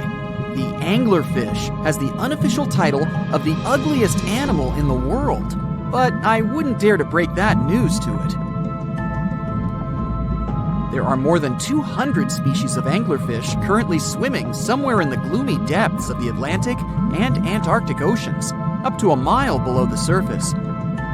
Some of them prefer different living conditions, the shallow tropical environments. Different kinds of anglerfish vary in shape and size, from the famous black sea devil to frogfish, monkfish, footballfish, goosefish, batfish, and sea toad. The larger ones can be half as long as a full-sized bed, but most are less than a foot long. Since the choice of meals where these guys live isn't that huge, they had to come up with a unique hunting strategy. They don't waste their priceless life energy on following prospective prey. Instead, they use a piece of dorsal spine that sticks above their mouths like a fishing pole, hence the name of the fish. There's a sac of bioluminescent bacteria that glows brightly in the dark at the end of that rod. The light lures prey, and all the anglerfish has to do is wait, and then enjoy its lunch delivered right to its mouth. Their bodies are pliable and huge, so they can easily swallow prey twice their size. Deep-sea anglerfish eat whatever they can find. Species that live in more shallow water aren't picky either, and can eat anything from shrimp to snails and small fish. Only female anglerfish have the cool fishing rod feature though. So what about their males? Finding a soulmate deep under the sea isn't that easy. I mean, literally, there's no light down there. Plus, there are frigid temperatures and low oxygen levels. Anglerfish can't afford to go on many dates in those conditions, so they mate for life. And before you go aw about it, I have to tell you, they do it in quite a special way. Male anglerfish are much smaller than their ladies. The contrast is so striking that when researchers first got interested in their love life, they thought those males were actually the offspring, or larvae, hanging out next to their moms. Certain anglerfish male species have receptors that alert them that there's a female nearby. After they mate, the male bites into his woman and stays attached to her head, belly, near her tail, and other areas he can access. While they morph together forever, the female fish gets the male's cells, DNA, and reproductive organs, but loses her immune response cells. The male gets free permanent housing and nutrition. Given the current real estate prices, it sounds like a dream. But that accommodation is shared by up to 8 males, and they can't move out if they ever feel like it. You're unlikely to meet this deep-sea fish in real life, but if you meet an anglerfish in your favorite video game, remember that you can easily outswim it and make it kinder to you with tranquilizing arrows. Once you befriend it, the anglerfish can be your scout and help you discover new areas with its bioluminescent pods. Back in the real world, down in the twilight zone of the ocean, about 650 to 3,300 feet down, the anglerfish isn't the only creature you're lucky you'll probably never meet. Many of the locals look like they come straight out of science fiction or horror movies, but that's because they had to adapt to this dark, deep world. I did my best to get you prepared for the creatures you're going to meet, starting with the common fangtooth. They spend most of their lives deep down, but at night, they move toward the surface to snack. These guys are more active than most other deep-sea dwellers. They don't wait for food to come their way, but actually follow it, and then get it with their long, hungry teeth. They don't have a built-in light bulb like the anglerfish, so they've developed a great sense of smell and use as much sunlight as they can get there in the depth to get around. Sometimes, even the shadow of a passing by prospective prey is enough for them to switch to action mode. And though they don't look too charming, they're completely harmless to humans if you ever run into one of these guys. Stoplight Loosejaw sounds like a great name for an alternative band, but it's actually another deep-sea resident with sneaky hunting habits. It has special light-producing photophores under each eye. They emit green and red light like a stoplight, hence the name of the fish. Unlike other fish, these guys hardly ever leave the twilight and midnight zones. Their lower jaw is a quarter of the total body length, and the stoplight keeps it open all the time, hoping to get some lunch. It looks like a ferocious predator, but mostly prefers zooplankton, with an occasional dessert of shrimp, krill, and fish. I'm sure you didn't expect to meet a hybrid of an eel and a bird, but here it is! The slender snipe eel has a beak, much like that of a bird, with curving tips. The beak is equipped with tiny hooked teeth that the eels use to catch the antennae of delicious shrimp. And it sure is slender, stretching up to 5 feet and weighing only a few ounces. Scientists don't know all of this guy's secrets, since it's pretty tricky to study in their natural habitat. But it looks like they only produce offspring once in a lifetime, and then pass away. Glass squids like to take it easy in life and literally go with the flow. They're filled with a solution which is lighter than water, so they don't have to make any effort to move around the deep sea looking for food and partners. These creatures are transparent, so they blend into any landscape and don't even cast a shadow while moving. Talk about a great survival tactic. If danger finds it anyway, it can transform into a lumpy ball, pushing its head and tentacles into its mantle cavity. It can also release ink into the mantle and go from transparent to black. The same ink can protect it against hungry whales and seabirds. Another tactic they use to scare off predators is to activate their light-emitting organs around their eyes. I'm getting hungry. Maybe I can snack on this sea cucumber. Ouch, it's moving! So I guess it doesn't belong in a salad after all.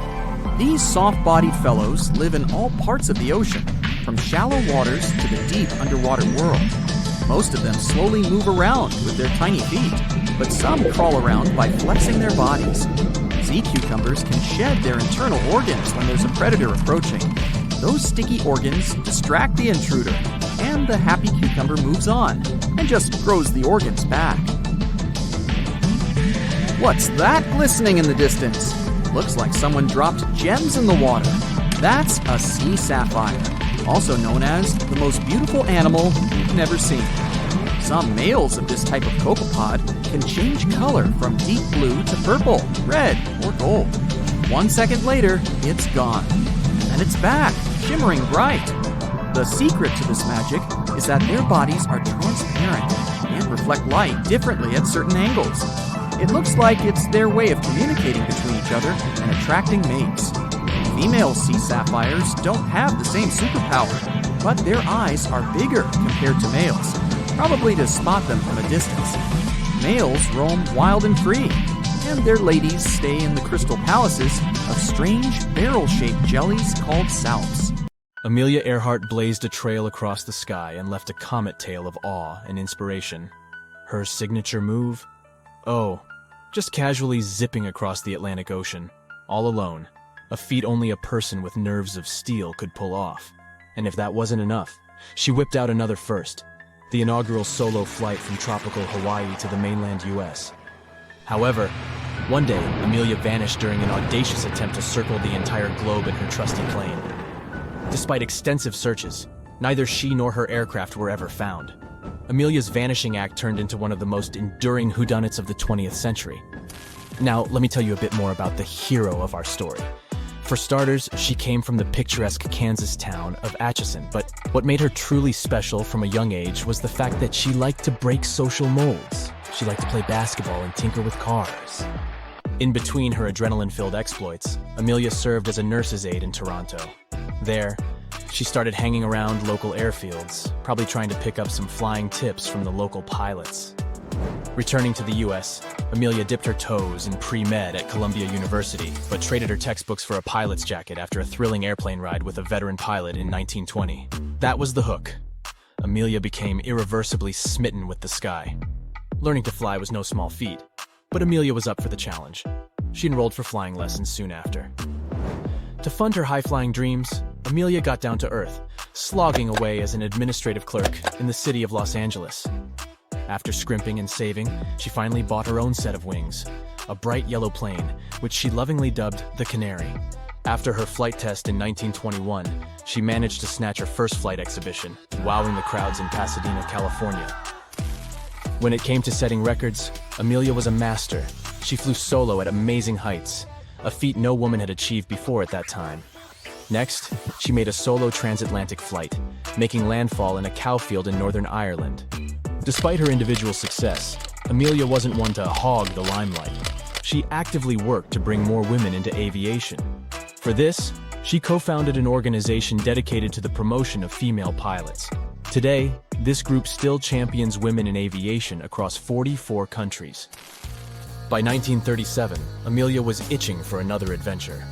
She planned a spectacular eastbound flight around the world, aiming to be the first pilot to pull off this celestial showstopper.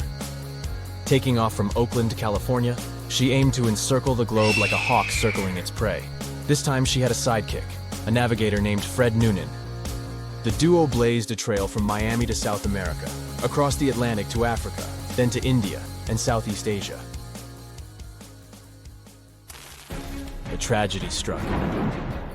Amelia and Fred never made it to one of their refueling stops at Howland Island.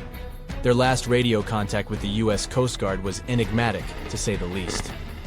After U.S. officials greenlit a massive search, the world waited. Sadly, after 2 weeks of suspense, Amelia and Fred were declared lost at sea. Ever since, countless theories have bubbled up about their fate. The official verdict is that the pair were lost in the Pacific Ocean. This theory suggests they finished up all their fuel while searching for Howland Island and plunged into the vast ocean. Over the years, various well-equipped expeditions have tried to locate the wreckage near Howland, but alas, the ocean isn't spilling the beans. There's another intriguing theory, the Gardner Island hypothesis. Some folks reckon Amelia and Fred landed on Gardner Island, now named Nikumaroro, in the Republic of Kiribati, which was a long distance off their course. Though search planes saw signs of recent activity on the island a week after Amelia's disappearance, they found no trace of the plane. This theory, however, strongly suggests that Amelia and Fred ended up as castaways on the island and eventually met their end there. Some evidence supporting this includes artifacts like a piece of plexiglass, a woman's shoe, improvised tools, and a cosmetics jar from the era, even some suspicious bones. But despite expeditions and sniffing border collies, no conclusive proof has emerged. Now, what do Godzilla-sized crabs have to do with Amelia Earhart's disappearance? It turns out that these quirky creatures might possibly hold the keys to one of history's greatest unsolved mysteries. These ginormous creatures, the coconut crabs, would make you think twice before you dismiss anything as too large. They tip the scales at a whopping 9 pounds and can stretch out to a startling 3 feet. To put it simply, they make your average pug look like a snack. This theory takes us back to that tiny island in the Pacific, where Amelia supposedly made a pit stop but left no trace, Nikumaroro. When people went looking for clues regarding the famous aviator's disappearance, one rule was drilled into their thoughts. Watch out for those monster crabs. Their pincers can really pack a punch. By day, our explorers could easily steer clear of these hard-shelled creatures. They'd find the crabs lounging under the lush coconut palms, or maybe enjoying the breeze among the branches of the trees. Yes, you heard right. These critters are also good at climbing. But when the sun sets, well, that's when things get crabby. Those courageous explorers quickly learned that sleeping off the ground was essential unless they fancied a late-night claw massage. You see, these jumbo crabs are like the leading actors in this theory about what happened to our heroine Earhart and her navigator. According to this hypothesis, when the aviators missed their mark at Howland Island, they improvised a landing strip on Nikumaroro's reef. The plane eventually wandered off. Planes do that sometimes, you know, leaving Earhart alone on the island. Well, alone except for our mighty crustacean friends. By the 1940s, people had set up shop on the island and a chap unearthed some bones. However, he managed to find only 13 of them out of a possible 206, the total amount of bones in a human body. So, where did the rest of them go? You guessed it. Our robber crabs might have fancied a little midnight toy. Evidence indicates that the crabs have a tendency to clean up the island by dragging stuff back to their cozy burrows. Over the years, multiple experiments have been conducted to verify if these crabs have a peculiar hobby of bone collecting. In one such study, they introduced some bones to the island and kept their eyes peeled.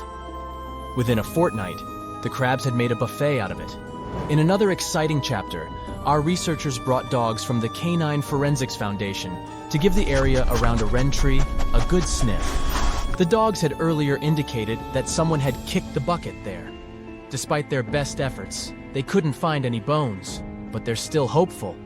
After all, if history has taught us anything, it's to never give up. These theories at least have some science to back them up. But as with many famous disappearances, there are also juicy ones. Was Amelia captured by someone? Were she and Fred secret spies who returned to the US under new identities? One of the craziest theories was neatly packaged in a book called Amelia Earhart Lives. The author put pen to paper and argued that our beloved Lady of the Skies didn't just vanish into thin air. Instead, she pulled a Houdini. And here's where things get extra zesty. According to this book, Amelia was nabbed by a foreign government. Thankfully, US officials came to her rescue. After a heroic effort, they transported her into the most clandestine relocation program ever. Her new identity? She transformed into a mysterious suburban housewife under the name Irene Bolam. But, as with all good stories, there was a twist. The hiccup was that Irene Bolam was already out there, living her life and probably whipping up a mean meatloaf in her suburban kitchen when she got wind of her new identity as a repackaged Amelia Earhart. Obviously, Irene wasn't too thrilled about this revelation, so she lawyered up and took a stand against the claims, vigorously denying this shocking identity swap. Most of the ocean is still shrouded in mystery, whether we're talking about dark corners or creatures that are hiding in the depths. But sometimes, it gives us a peek into scary things it hides in its cold, dark depths. Like when you hear on the news that there are some deep-sea creatures washed ashore after a powerful storm once again. Some just look weird, while others are real monsters that live at depths of more than 3,300 feet. The coldest and deepest parts of the ocean have created one specific phenomenon called gigantism. So, sea spiders, squids, worms, and many other animals, mostly invertebrates, or creatures without backbones, they're all way bigger and scarier than the versions we see in the more shallow areas. In the Pacific depths, you can see a sea sponge as large as a minivan. Or what about the colossal squid that lives in subantarctic waters and is nearly 14 times longer than the arrow squid, a type that mostly lives in New Zealand? Researchers found many of these underwater monsters in the abyssal zone of the ocean. Back in 2021, the researchers showed images of the giant phantom jelly. It was at a depth of 3,200 feet. Its tentacles were 33 feet long. Wow, I wouldn't like to face that one on the beach. It probably eats only small fish and plankton, but it can swim to depths of more than 21,900 feet. And down there, this giant jelly doesn't have enough food. How does it survive then? Scientists haven't figured it out yet. And there are even more questions related to the giant squid, the biggest one ever found. This monster is 43 feet long, with a weight of nearly a ton. Imagine if those tentacles would grab your car, or something like that. They would smash it like it was a toy. There's no light in the abyssal zone. Sun rays just can't penetrate that deep. So there's no algae or underwater plants there. Local animals mostly eat snow. Marine snow is not like the regular one you build a snowman with. It consists of any small flakes or remains that fall from the surface of the ocean. Maybe even some leftovers that animals up there couldn't eat. So it's not much. But apparently, it's enough for very large creatures that hide deep down there, like giant squids. Squids that generally live at such depths don't bother going after their prey. They just wait until the poor animal swims right up to their long tentacles and falls into a trap. It may not be the best method ever, because not many animals will even swim into these dark, cold parts. But it's the method that saves energy. A giant squid eats only 1 ounce of fish daily, which is approximately 45 calories. That's nearly 50 times fewer calories than an average person should eat per day. So when a squid gets 1 fish, it saves it for a couple of days. I hope giant squids won't get the idea to go to the surface and look for food when there's not enough of it in the abyssal zone. And I hope even more that giant Greenland sharks won't get that same idea. You can find them at depths of up to 7,200 feet. They're twice as slow as we usually walk. They swim at a speed of 1.12 feet per second. Their slowness is part of the energy-saving mechanism that creatures down there need to survive. But they can speed up in the form of short bursts when they need to catch prey. But they kinda change their diet from predator to scavenger, considering their environment. There will be more leftovers falling from the surface than animals to go after. Greenland sharks grow just 0.4 inches per year, and they're mostly 20 feet long, which means they live for a very long time, sometimes up to 400 years. They also have a slow metabolism, and that's one of the main factors for their long life, too. Greenland sharks like to spend their time in cold waters. They're adapted to that, since their tissues have specific chemical compounds that prevent the forming of ice crystals all over their body. That means they have some sort of natural antifreeze. So, what makes them so big? Scientists are still not sure, but some theories try to explain it. There's this thing called Kleiber's rule that says bigger animals tend to be more efficient. Just take a small fish and compare it to a whale with a mass hundreds of times bigger. The whale has a greater metabolism. It conserves energy more efficiently and loses less of it to the surroundings through heat. Moving on, bigger animals can ingest bigger prey. They're more likely to go through tough issues in their environment or defend themselves from predators going after them. Also, the body gets bigger when temperatures are lower. The Greenland shark is a perfect example. So are giant sea spiders. Sea spiders are generally common, and you find some very small ones at 0.04 inches. But in deeper parts of the Antarctic, they become 3-foot-long giants. They grow so big because the cold water has more oxygen. That way, more of it diffuses into the animal's body, and that allows it to grow bigger. Yeah, both as a creature and a nightmare. And how about this giant tube worm? Researchers found it accidentally while they were exploring the mysteries of the Pacific Ocean floor. They stumbled upon unusual hydrothermal vents. Volcanic heat is a thing that gets them going. As water seeps down through faults or cracks in the rock, these vents change their direction. When the water gets out of the vent, it's rich in different minerals and chemicals. Most animals wouldn't survive being around this toxic soup of chemicals, but not these tube worms.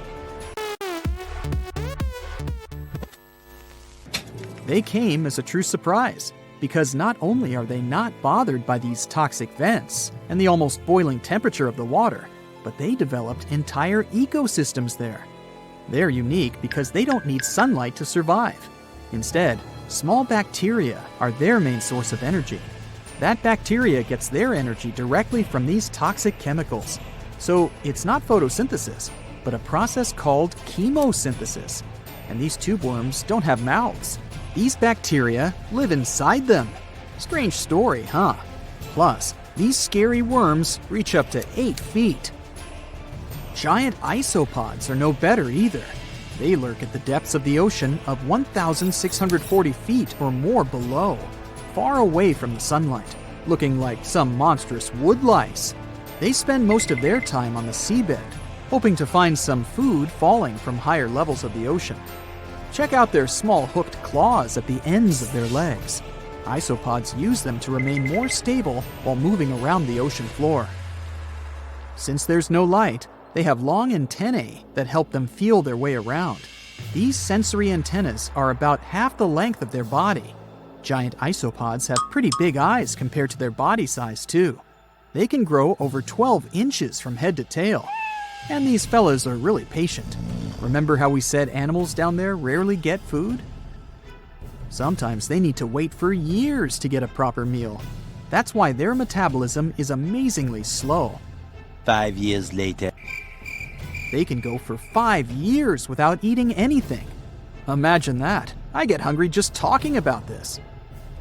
In 2006, a biologist did research to compare the differences between the shallows and the deep sea regions. He realized the deep sea mirrors the island rule. First, isolated parts of land develop biodiversity you won't find anywhere else. Second, small-bodied life there grows much bigger when it's isolated, compared to life on large land masses. Resources are limited, but also competition and predators. And we don't know much about these deep-sea creatures. It's too expensive and too complicated to carry out such research, so we'll just wait for more raging storms to show us at least part of the monstrous world cold ocean depths hide.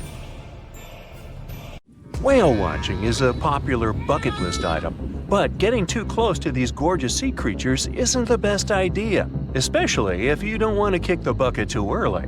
Whales are generally curious and friendly giants, but they can be unpredictable when you cross their personal borders. First of all, they are huge, and one wrong move on their side could flip over your boat or seriously hurt you. Second, they are wild animals, and like any other wild animals, they can carry certain infections they could transfer to you if you get into direct contact. Plus, they have strong parental instincts, So, if you approach their young by accident, they might think you want to take them away and will act accordingly.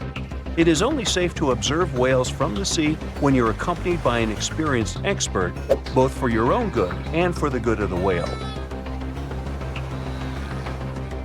Now, sometimes whales and dolphins strand themselves on the shore for reasons scientists still can't explain. Quite recently, over 200 whales have been found on a remote beach in Tasmania, Australia. A rescue team rushed to the location to save the whales, half of which were still alive. The rescue operation was really complex due to the remote location.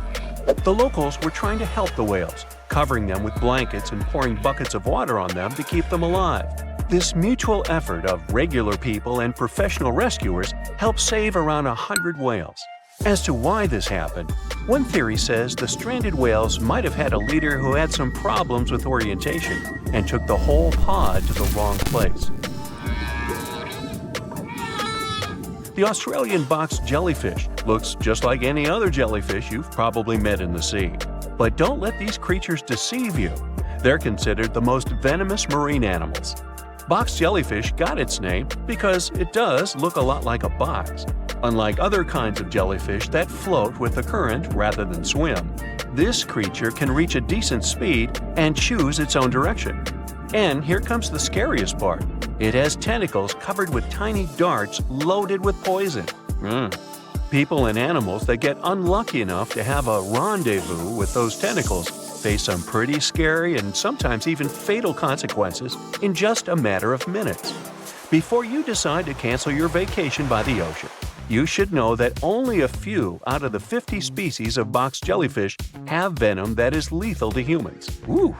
There are some not-so-dangerous species living in warm coastal waters worldwide, and the lethal ones reside in the Indo-Pacific region and northern Australia. G'day, mate. A blue-ringed octopus likes to pretend its only outstanding feature is the psychedelic color, but it can quickly and easily take away your life. This cute-looking sea monster likes to spend its time in the soft, sandy bottom or shallow tide pools and coral reefs. It normally hides in underwater crevices among shells or debris. If you somehow manage to find and disturb it there, the octopus will show you its signature blue rings as a warning signal. And if you don't get the hint, it will introduce you to its other signature feature, a venom 1,000 times more powerful than cyanide. One octopus has enough of it to do away with 26 people within minutes. This venom is more toxic than that of land mammals. The octopus normally uses it to hunt crabs, shrimp, and small fish by pecking them with its beak and paralyzing them. The same can happen to a human victim. You'll unlikely even feel the bite until it's too late. The good news is that there have been no known cases of such incidents since the 1960s. If you don't disturb the blue ring octopus, it will never attack you first. If you enjoy picking shells on the beach, make sure the ones you collect don't belong to a cone snail. It's nothing like its relatives living on land and eating fresh leaves and bark. There are over 500 species of this venomous sea creature, and a few that can really hurt you. These little snails are extremely vicious, just like Jimmy from 3rd grade. They inject their venom through a harpoon-like tooth. The consequences of this injection can be quite terrible for you. Now, are you afraid of snakes? Well, I have some bad news for you. You can't escape them even in the water. Certain kinds of these creatures have adapted to live both on land and in the sea, especially in the warm waters of the Indian and Pacific Oceans. All the species we know so far are venomous, and sometimes an encounter with them can be super dangerous. The good news is that they only bite if you disturb them. So the safest way to go is in the opposite direction of these slithery sea creatures. Not only venomous sea creatures present a danger to you while you're in the water. Strong earthquakes sometimes cause the formation of massive ocean waves. If they head ashore, they hardly leave anything intact in their way. You know this dangerous sea phenomenon as a tsunami. There is also another type of this natural disaster called a meteotsunami.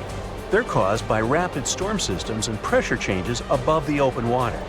A powerful storm can generate a whole wall of water. Sometimes this wall grows several feet high while it moves through a shallow continental shelf, inlets, or bays. If it gets strong enough, it can damage houses close to the water. It's really tricky to forecast or detect a meteotsunami because it's nearly impossible to tell from a seismic one. It happens much more often than regular tsunamis, especially in the Great Lakes area. Now, the ocean can be dangerous to you, even if you're staying in what seems like safety on the shore. One such unpleasant surprise could be a sneaker wave moving your way. As you can guess from its name, waves like this sneak out on unsuspecting beachgoers. They look average, but turn out to be way bigger and more dangerous than you could imagine. Sneaker waves always appear without warning after smaller waves carry huge amounts of water, sand, and gravel. They're so powerful, they can carry swimmers further away into the ocean. They can swipe you off your feet and into the water when you're casually strolling on a jetty or the beach or on an outcropping nearby. Oregon State University researchers found that sneaker waves form in offshore storms that carry wind energy to the ocean surface. With all that energy, several waves unite and overlap into one beast that stands higher and goes further ashore than a regular wave. Another thing that makes them more dangerous is that they're hard to predict. The logic of regular wave formation doesn't work with them. Square waves, looking like a giant chessboard over the ocean, are the reason many people visit the Isle of Ré off the western coast of France. If you visit it, you'll notice plenty of signs warning you to stay away from the water once you notice the unusual pattern. The safest way to observe it is from high up places like nearby lighthouses. If you decide to stay in the water, the strong currents coming from two directions can literally sweep you off your feet. Generally, waves can travel many miles over the surface of the water, depending on local winds and weather. And even on days when the weather seems somewhat calm, storms located elsewhere can send in crashing waves that affect the surrounding calm waters. When waves travel onto the shores of distant lands, they're called swells. This is different from a wave that occurs from the local wind. When two different swells coming from opposite directions meet, it's known as a cross sea. This is what generates these square waves that you see near the Isle of Ré. The cross-sea phenomenon can appear in different locations around the world. The Isle of Ré is one of them, thanks to specific wind and weather patterns that create the perfect storm, which makes this cross-sea so beautiful and well recognizable. Well, wasn't that swell? Swell? Never mind. How heavy is the largest living snake? How can a snake eat a whale? Get ready, I'm about to answer these questions. Before the last ice age, giant mammals like mammoths ruled the world. The modern animal kingdom we're familiar with was shaped around 55 million years ago. I mean, there were still 1,000-pound bear dogs living from Asia to America. But modern whales, for instance, began to appear later. I'm saying modern whales because, surprise, surprise, whales weren't always fully aquatic. The ancestors of the ocean's biggest animals once walked on dry land. They had 4 legs and lived on the coast. Now, I want to introduce you to a snake that used to eat these whales, the Palaeophis, a genus of a marine snake. Scientists say it's hard to understand how big the Palaeophis was due to its fragmentary fossil record. They assumed that it could have reached up to 40 feet long. Its fossils were found in different parts of the world, from England to Morocco and Virginia, USA. The Palaeophis is extinct now, and sea snakes today are only about a quarter of the size this majestic creature used to be. So no need to worry about this underwater monster. But there once was an even bigger snake, the Titan boa. It was around 50 feet long and most likely weighed over a ton. It used to live in what is now known as northeastern Colombia, around 60 to 58 million years ago. Scientists say that it mostly fed on fish. Another giant animal that lived in the past was the black Gigantopithecus. These primates aren't related to gorillas. They lived in the area of modern China. Some people believe that they're still alive, but so far, no one has laid eyes on them. Some people even go further and say that the stories of Bigfoot or Yeti are based on these animals. This rodent became extinct about 2 million years ago. Its main habitat was South America, more specifically Uruguay. What's astonishing about this species is that it was the largest rodent ever known. It was bigger than a bull. Scientists believe that it weighed up to 1,000 pounds. A distant relative of this rodent is still alive today. It's called the pacarana. It's a rare animal that lives in South America. It weighs up to 33 pounds and measures up to 31 inches, not including its cute and fluffy tail. The Arthropleura was an insect that lived in prehistoric times. Imagine a giant millipede measuring up to 8 feet in length. Here you go. It was one of the largest land animals of its era, about 315 million years ago. The Arthropleura's shell was covered with tough plates. These plates were there to protect the creature from damage. Most of the time, it burrowed into the ground to avoid becoming some other animal's dinner.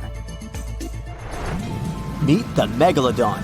Millions of years ago, this shark lived in the ocean and ate other marine creatures. It had wide teeth, and its jaws were so powerful that the animal could finish off its prey with the force of its bite.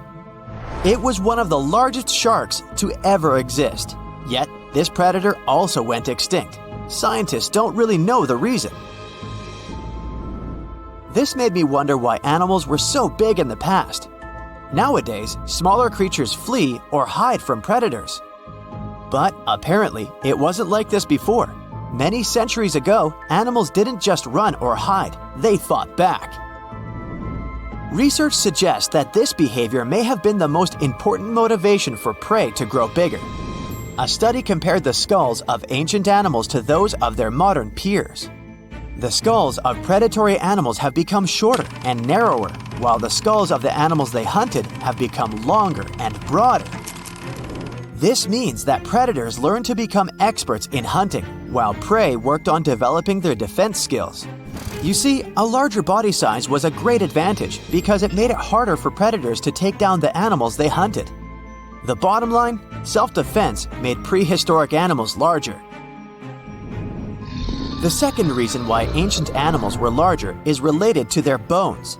They had hollow bones, which are lighter than solid bones. This type of bone allowed large animals to move quickly. Let's take sauropods. They were a dinosaur subgroup. Sauropods had giraffe-like long necks and snake-like long tails. Compared to their body size, their head was really tiny. But since their bones were quite light, they could move around without having to carry additional weight. The eating habits of these animals were also related to their body size.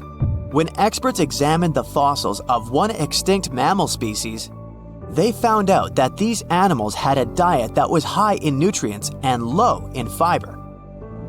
And this mammal was the largest land animal of its period. In other words, following this diet, mammals could grow to be very large. There was plenty of food out there, so they didn't have to worry about finding it. Fun fact, these animals also took chewing out of the picture. They could swallow their food in large pieces instead of taking small bites. Environmental conditions also played an important role in the evolution of larger animals in prehistoric times. Those animals tended to live in warm, moist climates that provided them with a lot of food. They didn't have to compete for food sources. Researchers believe that because of these conditions, natural selection worked in a certain way. I mean, body size was more important than such traits as agility and speed. Oh, and did you know that large animals tend to produce more carbon dioxide? And ultimately, a bigger volume of carbon dioxide increases the amount of vegetation in the animal's habitat. As for the abundance of oxygen in the atmosphere at that time, it could be another vital element for some animals' growth. A good but scary example of an animal that benefited from the high levels of oxygen can be the cockroach of the Paleozoic era. At that time, cockroaches were the size of modern house cats. Now this one would give me the chills if I ever faced it. Ugh. What about today? Well, there are over 3,000 species of snakes on Earth. The smallest snake in the world is the Barbados thread snake. It's only around 4 inches long when fully grown, and the largest one? It's the reticulated python. This snake reaches around 20 feet in length. The longest python was discovered in 1912. It measured 32 feet long. As for the largest and heaviest reticulated python, it was named Medusa. Medusa was approximately 25 feet long and weighed 350 pounds. These reptiles lived in Southeast Asia in rainforests, woodlands, and grasslands. Don't be confused though, the reticulated python isn't the heaviest snake in the world. This title belongs to the green anaconda. It weighs approximately 500 pounds. Green anacondas are found in South America and Trinidad in damp, humid areas. I have a bonus for you. Here is a flying snake. You can find these snakes in Southeast Asia. They don't fly like birds, of course, but they do use the power of flight. They can go as high as 300 feet. They leap from tree branches into the air. Once they take off, it's all about aerodynamics. Their main technique is flaring their ribs and pulling in their abdomens. While airborne, they undulate from one side to another and slightly up and down. This motion helps snakes to turn and glide. Why bother with all this if they can just crawl in an old-school way? Scientists aren't sure, but they believe it might be related to escaping from predators. This way, they move from one tree to another without having to get down to the ground. Every now and then, people discover fossils of animals that lived millions of years ago. These ancient discoveries continue to capture our imagination. Which of these animals would you like to see alive? It looks like a prehistoric creature that came from the time of dinosaurs. This scary beast is called the basking shark. It can grow up to 39 feet. People have only reported 3 of them in the past 160 years. The last sighting was in 2015, and before that, about 80 years ago. These sharks sometimes rise to the surface to filter out small animals, such as shrimps and other small crustaceans, when they want to have a nice, tasty seafood dinner. But when there isn't enough grub at the surface, they go down to the depths of almost 3,300 feet, where they tend to stay for months, which is something researchers discovered using satellite tags. Tag, you're it! Now, basking sharks like to spend their time in more temperate waters, but they can migrate long distances. They live across the globe, but in warm tropical or subtropical areas, they won't go near the surface because they're not fans of high temperatures. The lion's mane jellyfish is not that rare, but it's fascinating how large it is. It's the biggest among jellyfish species and the longest animal. Its total length can reach 120 feet. That's approximately 23 feet more than the longest blue whale scientists know about. The jellyfish has around 70 to 150 tentacles, and they all contain huge amounts of neurotoxins that can seriously harm you if you come in contact with the animal. But people don't usually come across this type of jellyfish because it rarely lives near the coast, preferring the open ocean. Generally, you can find the lion's mane jellyfish no deeper than 65 feet below the surface, where it dines on small fishes, zooplankton, and some other types of jellyfish. It uses its tentacles to catch its value male. Hey, you want fries with that? The giant phantom jelly comes out of the darkness and depths of the ocean's midnight zone. Its sun hat-shaped bell reaches over 3 feet across. This bell trails 4 ribbon-like mouth arms that can be up to 33 feet long. This quite rare creature uses its mouth arms to catch unfortunate animals swimming around and not knowing what's coming for them. Giant phantom jelly propels itself through the water with periodic pulses coming from its orange head. It glows faintly and mysteriously in the pitch-black depths. It lives across the globe in all the oceans except for the Arctic. I'm guessing it's too cold. Because of its odd shape, people often call the oarfish the dragonfish or sea serpent. It's about 26 feet long, which makes it the longest bony fish we know about, and lives at depths of 3,300 feet. Oarfish spend most of their time in the deep, dark parts of the open ocean in tropical and subtropical areas. They almost never come to the surface, unless, invited. It's a ribbon-shaped and shiny silver creature with a long red dorsal fin and red oar-like pelvic fins. Its body has no scales and is very thin. The fish can grow to a length of about 30 feet and weigh 660 pounds. Oarfish have really big eyes that help them see better in their dark, scary surroundings. The frilled shark is definitely one of the gnarliest-looking marine animals out there.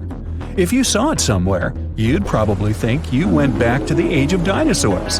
Yup, the frilled shark is a prehistoric creature because its roots go back 80 million years. This living fossil can grow to be 7 feet long. It got its name from its frilly gills. Even though frilled sharks have the shark part in their name, they swim similar to an eel in a distinctly serpentine way. Its mouth is terrifying. Similar to the maw of the great white shark, it has 300 trident-shaped teeth lined in 25 rows. Hey, come a little closer, huh? Researchers discovered this creature in the 19th century, but people rarely see it, and no wonder. It usually lives at depths of between 390 and 4,200 feet. Most of the time, the frilled shark feeds on squid, swallowing them whole. Its long jaws allowed the frilled shark to gape extra wide and swallow animals half as long as its entire body. Goblin sharks are very rare. Researchers have spotted fewer than 50 of them in more than 120 years. But maybe that's for the best, since we're talking about a pretty scary fella with a narrow snout and sharp teeth. It's also capable of thrusting its entire jaw outward when it wants to catch something. Sounds familiar. As it's lurking through the dark depths of the ocean, a goblin shark sees a small squid that looks quite yummy. The dangerous animal inches toward the squid. When the poor creature notices the predator, it tries to dart away, but it's too late. The shark has already thrust its jaw the whole 3 inches out of its mouth. This jaw is connected to the flaps of skin the shark can unfold. This helps a lot because the goblin shark is a sluggish animal, so it's pretty hard for it to chase its food. After finishing its lunch, the goblin shark puts its jaw back in its mouth and swims away as if nothing's happened. Goblin sharks mostly live at the bottom of the ocean. Like many other shark species, they prefer swimming alone. Here's a silver-colored creature with very rough skin. That's the ocean sunfish, with a total length of almost 11 feet. Its other name is mola. The ocean sunfish is the heaviest of all bony fish out there. People sometimes call it a swimming head because of its bizarre appearance. These creatures have such a weird shape because they're born with a back fin that never actually grows. It just folds into itself as the animal matures and creates a rounded rudder. The sunfish is a bit clumsy. It moves with the help of its mighty fins that allow the animal to swim on its side. This marine inhabitant is a solitary creature. It mostly feeds on zooplankton and jellyfish. The spotted wobbegong is one of the world's rarest sharks. It grows to be more than 10 feet long. It may not look as terrifying as some of its shark relatives, but it's pretty good at catching unsuspecting animals swimming past, mostly during the night. The animal has a spiracle, which is why it can breathe while staying still at the bottom of the ocean. It's motionless most of the time, which is why you can barely notice it. Its flat body and large pelvic and pectoral fins blend in with the underwater terrain. That's why they're so good at hiding. This ability helps when these sharks want to protect themselves too. Wobbegong means carpet shark. They usually live close to the ocean floor in coral reefs, on sandy bottoms, and under piers. People have even spotted the shark in the water that is barely deep enough to cover its flattened body. Now, blobfish lack teeth and bones, so they can't actively hunt. Since they don't have much muscle mass, they can barely move around. Hey, I had a roommate like that once. They get their energy from animals they scoop up from the seafloor. They also know how to conserve this energy. That's how it usually goes with deep-sea creatures. They don't have as much food as those animals that swim closer to the surface. Instead, they have special body mechanisms that allow them to save energy for the times when they don't have much to eat. Pressure at the depths where the blobfish lives is 120 times as high as that at the surface. That's why the bizarre creature looks like a weird gelatinous mass only when you bring it up to the surface. The pressure here is not strong enough to keep its body together. Hey, breaking up is hard to do. The white margin stargazer could compete with the blobfish for the title of the ugliest animal in the sea, don't you think? Now, this animal has eyes on the top of its head, together with an upward-facing mouth which the creature uses to hide itself in the sand. That's where it spends most of its time, with only its eyes protruding from the sand. It chills this way until some small animal passes by. It can lunge at its target incredibly quickly, literally within milliseconds. This creates a vacuum in the water that pulls in a crab, fish, or some other small, unfortunate animal. Another tactic involves venom. This fish has a venomous spine in its shoulder blade that helps with catching other animals and defending itself against enemies. Even though it's not related to the electric eel, the white margin stargazer can generate an electric shock as powerful as 50 volts. Ow! The stonefish. Stonefish aren't going to win any beauty contests, unless the pageant is for best rock look-alike. Their tiny unreflective eyes and rough skin blend in perfectly with their environment. A large head, an even bigger mouth, and a home full of, yeah, it's rocks. And just because you're on the beach doesn't mean you're safe. Stonefish can survive for 24 hours out of the water. Stepping on one or even handling one won't be that fun. Their dorsal fin spines have extremely strong venom. It shoots out when they get stepped on, and it can lead to paralysis or even heart failure. You'll need help fast. No wonder they're one of the most dangerous creatures in the water, or anywhere. Be careful when scrambling around rocky areas. They love to play hide and seek. The deep-sea dragonfish. If there were a prize for the most hideous fish in the ocean, the deep-sea dragonfish would win. With slimy, scaleless skin, massive teeth, and a face only a mother could love, this bad boy of the sea is nothing to mess with. It likes to swim between 700 feet and 6,000 feet below the surface of the ocean, where the waters are the darkest and coldest. Along with some other creatures on this list, the deep-sea dragonfish relies on its bioluminescent body parts to catch prey. It also uses its hanging appendage, which boasts a little red light on the end, coming out from its lower jaw. Many fish mistake this little light for prey, luring them right into the jaws of the deep-sea dragonfish. Very clever dragonfish, very clever indeed. The fangtooth. The Mariana Trench is an underwater trench with a depth of 35,000 feet, nearly 7 miles below the ocean surface. Let that sink in. While scientists know the Mariana Trench exists, it's one of the least explored places on Earth.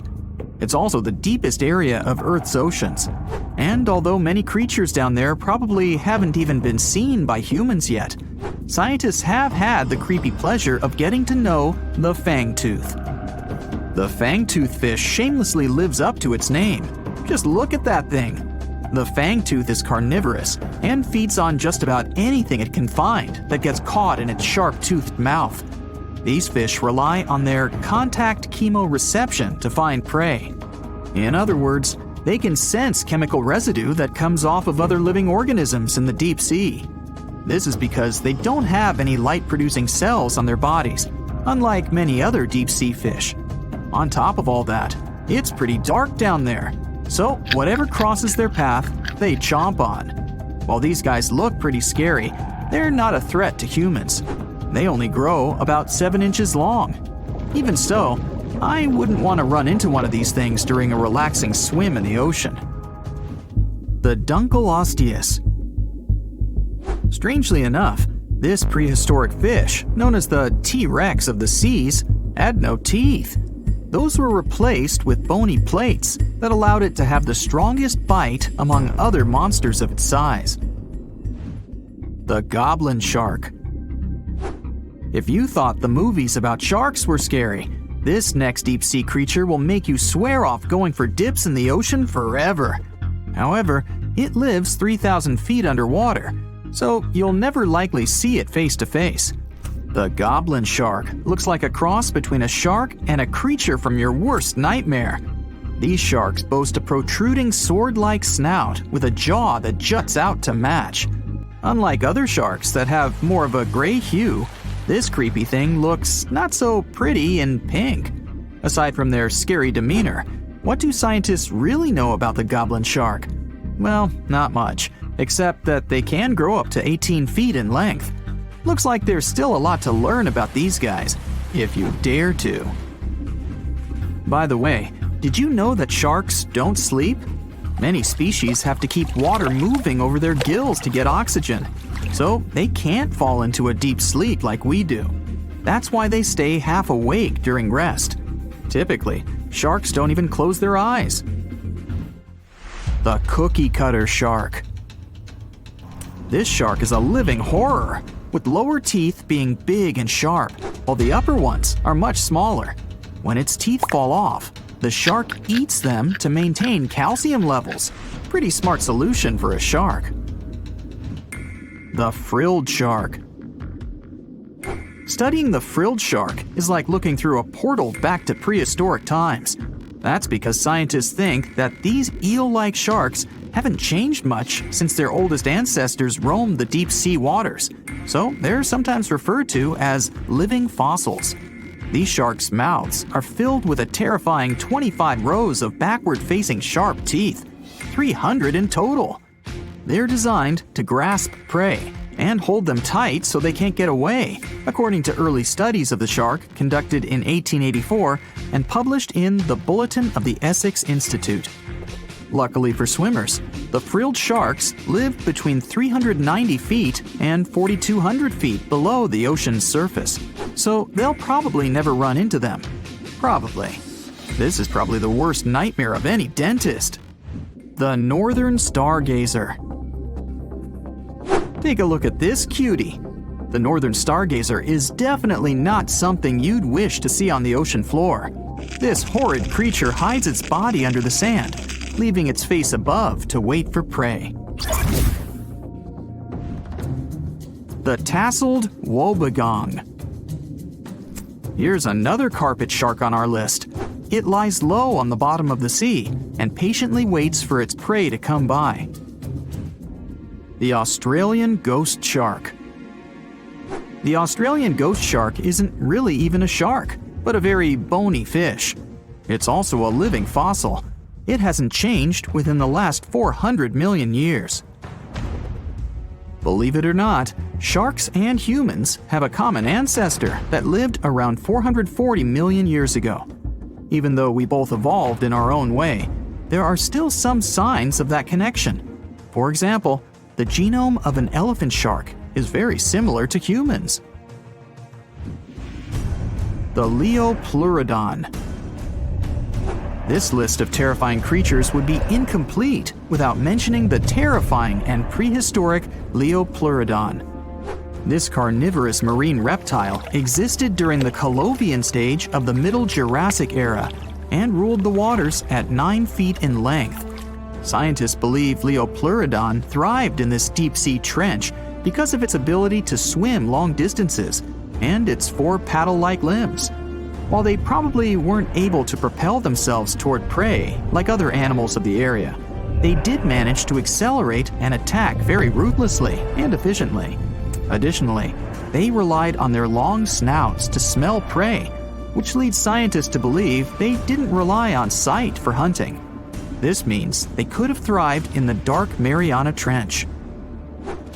Around 150 million years ago, Leopleurodon became extinct due to competition for prey against other thriving marine reptiles. And I think I speak for all of us when I say, thank goodness for that. Considering that scientists have only explored 5% of the ocean floor and found some of the scariest sea creatures imaginable, one can only dream of what other animals reside in the deep sea waters. Perhaps it's best to keep them in your imagination. Am I right? The megamouth shark. This shark is a filter feeder, and it's friendly to humans, although its huge mouth can look quite threatening. Like basking sharks, it swims with its mouth constantly wide open, as if it were on Twitter. The gulper eel. This deep-sea eel has an easily distended belly that allows it to swallow prey twice its size in a single monstrous bite. They have very unusual jaw shapes and can reach about 2 to 3 feet in length. Do you see that large log near the ocean floor? Maybe it's part of an old ship. Treasure, gold, diamonds, I'm rich! Well, as you get closer, you notice something. It's swimming! It's not a shark or a dolphin, it's a saltwater crocodile! Now don't panic. If you bump into one of these reptiles in the sea, it's unlikely it'll think of you as food. Crocodiles have a special valve in their throat that stops them from drowning underwater. But that doesn't mean they can't bite. Usually, they're heading to a nearby island, and the quickest way there is to body surf. They can't really take the ferry, you know. Watching one from a distance should be okay. Just don't swim to shore right away. They love to ambush their lunch in shallow water. If there's one time I'd want to see a great white shark, it's when I'm diving with crocodiles. They'll gladly take a crocodile-sized nibble, given the right motivation.